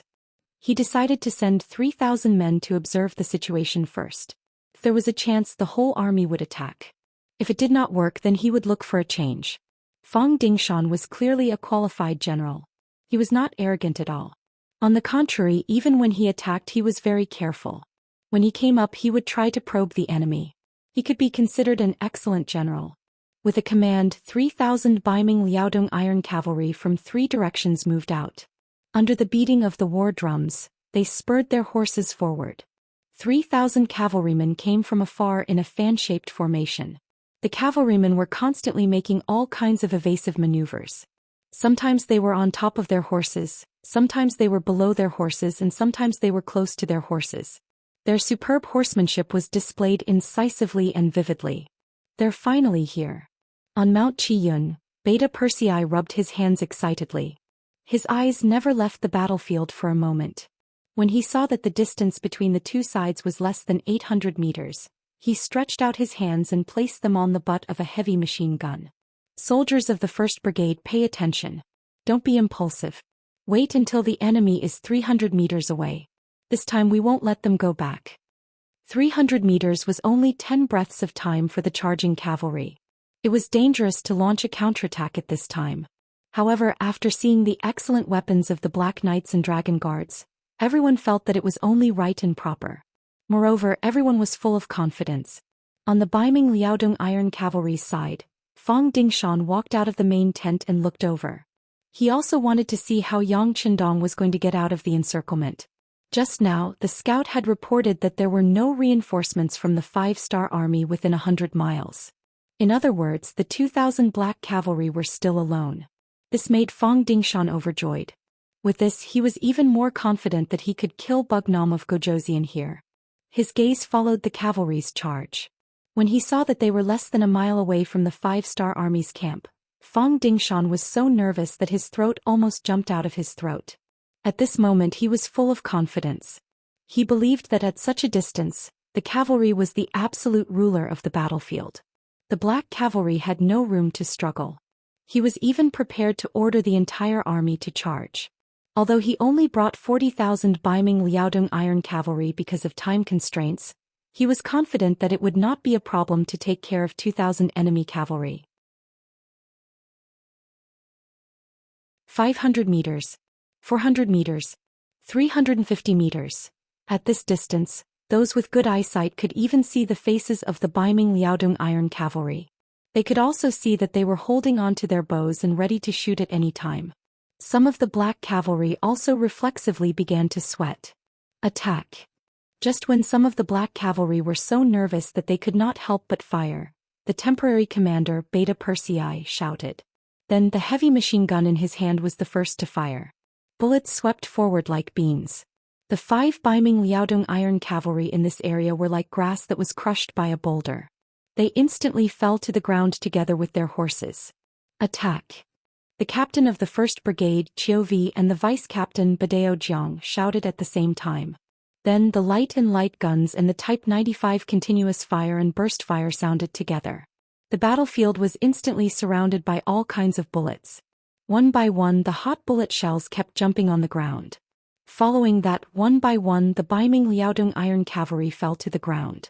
As the ancients said, shoot the horse before shooting the man.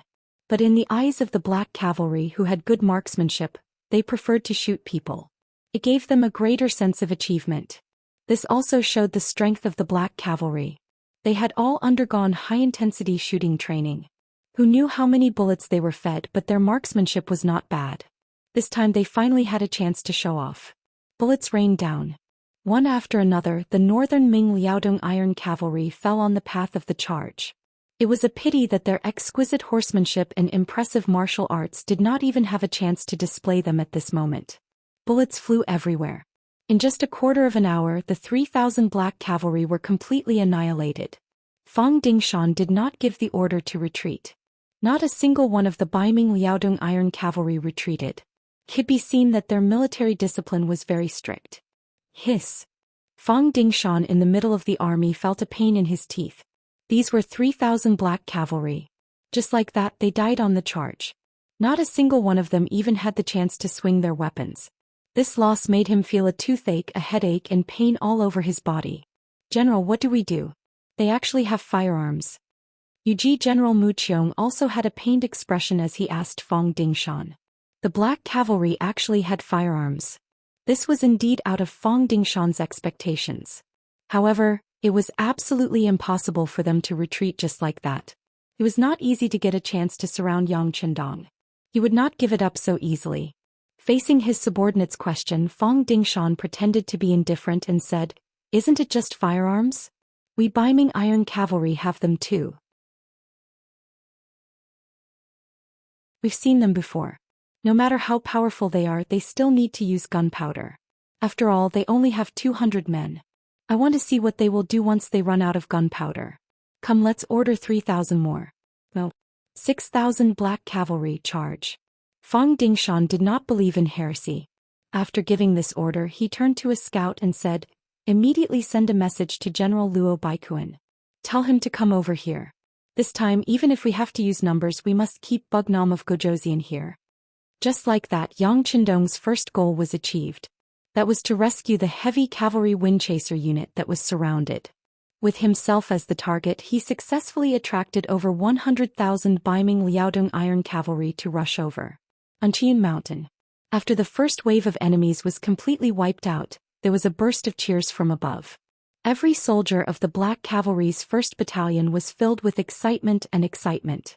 Just now they had fought to their heart's content. Only now did they know that compared to fighting on horseback, killing with guns was much more satisfying and clean. The 1st Battalion had a good time, while the 2nd Battalion's members were filled with envy and jealousy. The 2nd Battalion's commander, Daoist, purposely approached the temporary commander Beta Persei and said, "Second brother, do you think it's our turn now? It's not time yet, but you can discuss it with Captain Qiu. As long as he agrees, I don't mind." Beta Persei was in a good mood and naturally would not reject Dao Zhao's desire to kill the enemy. He looked at the military watch on his wrist and said casually, "Hey." Dao Xiao immediately nodded in agreement and walked to Qiu V's side.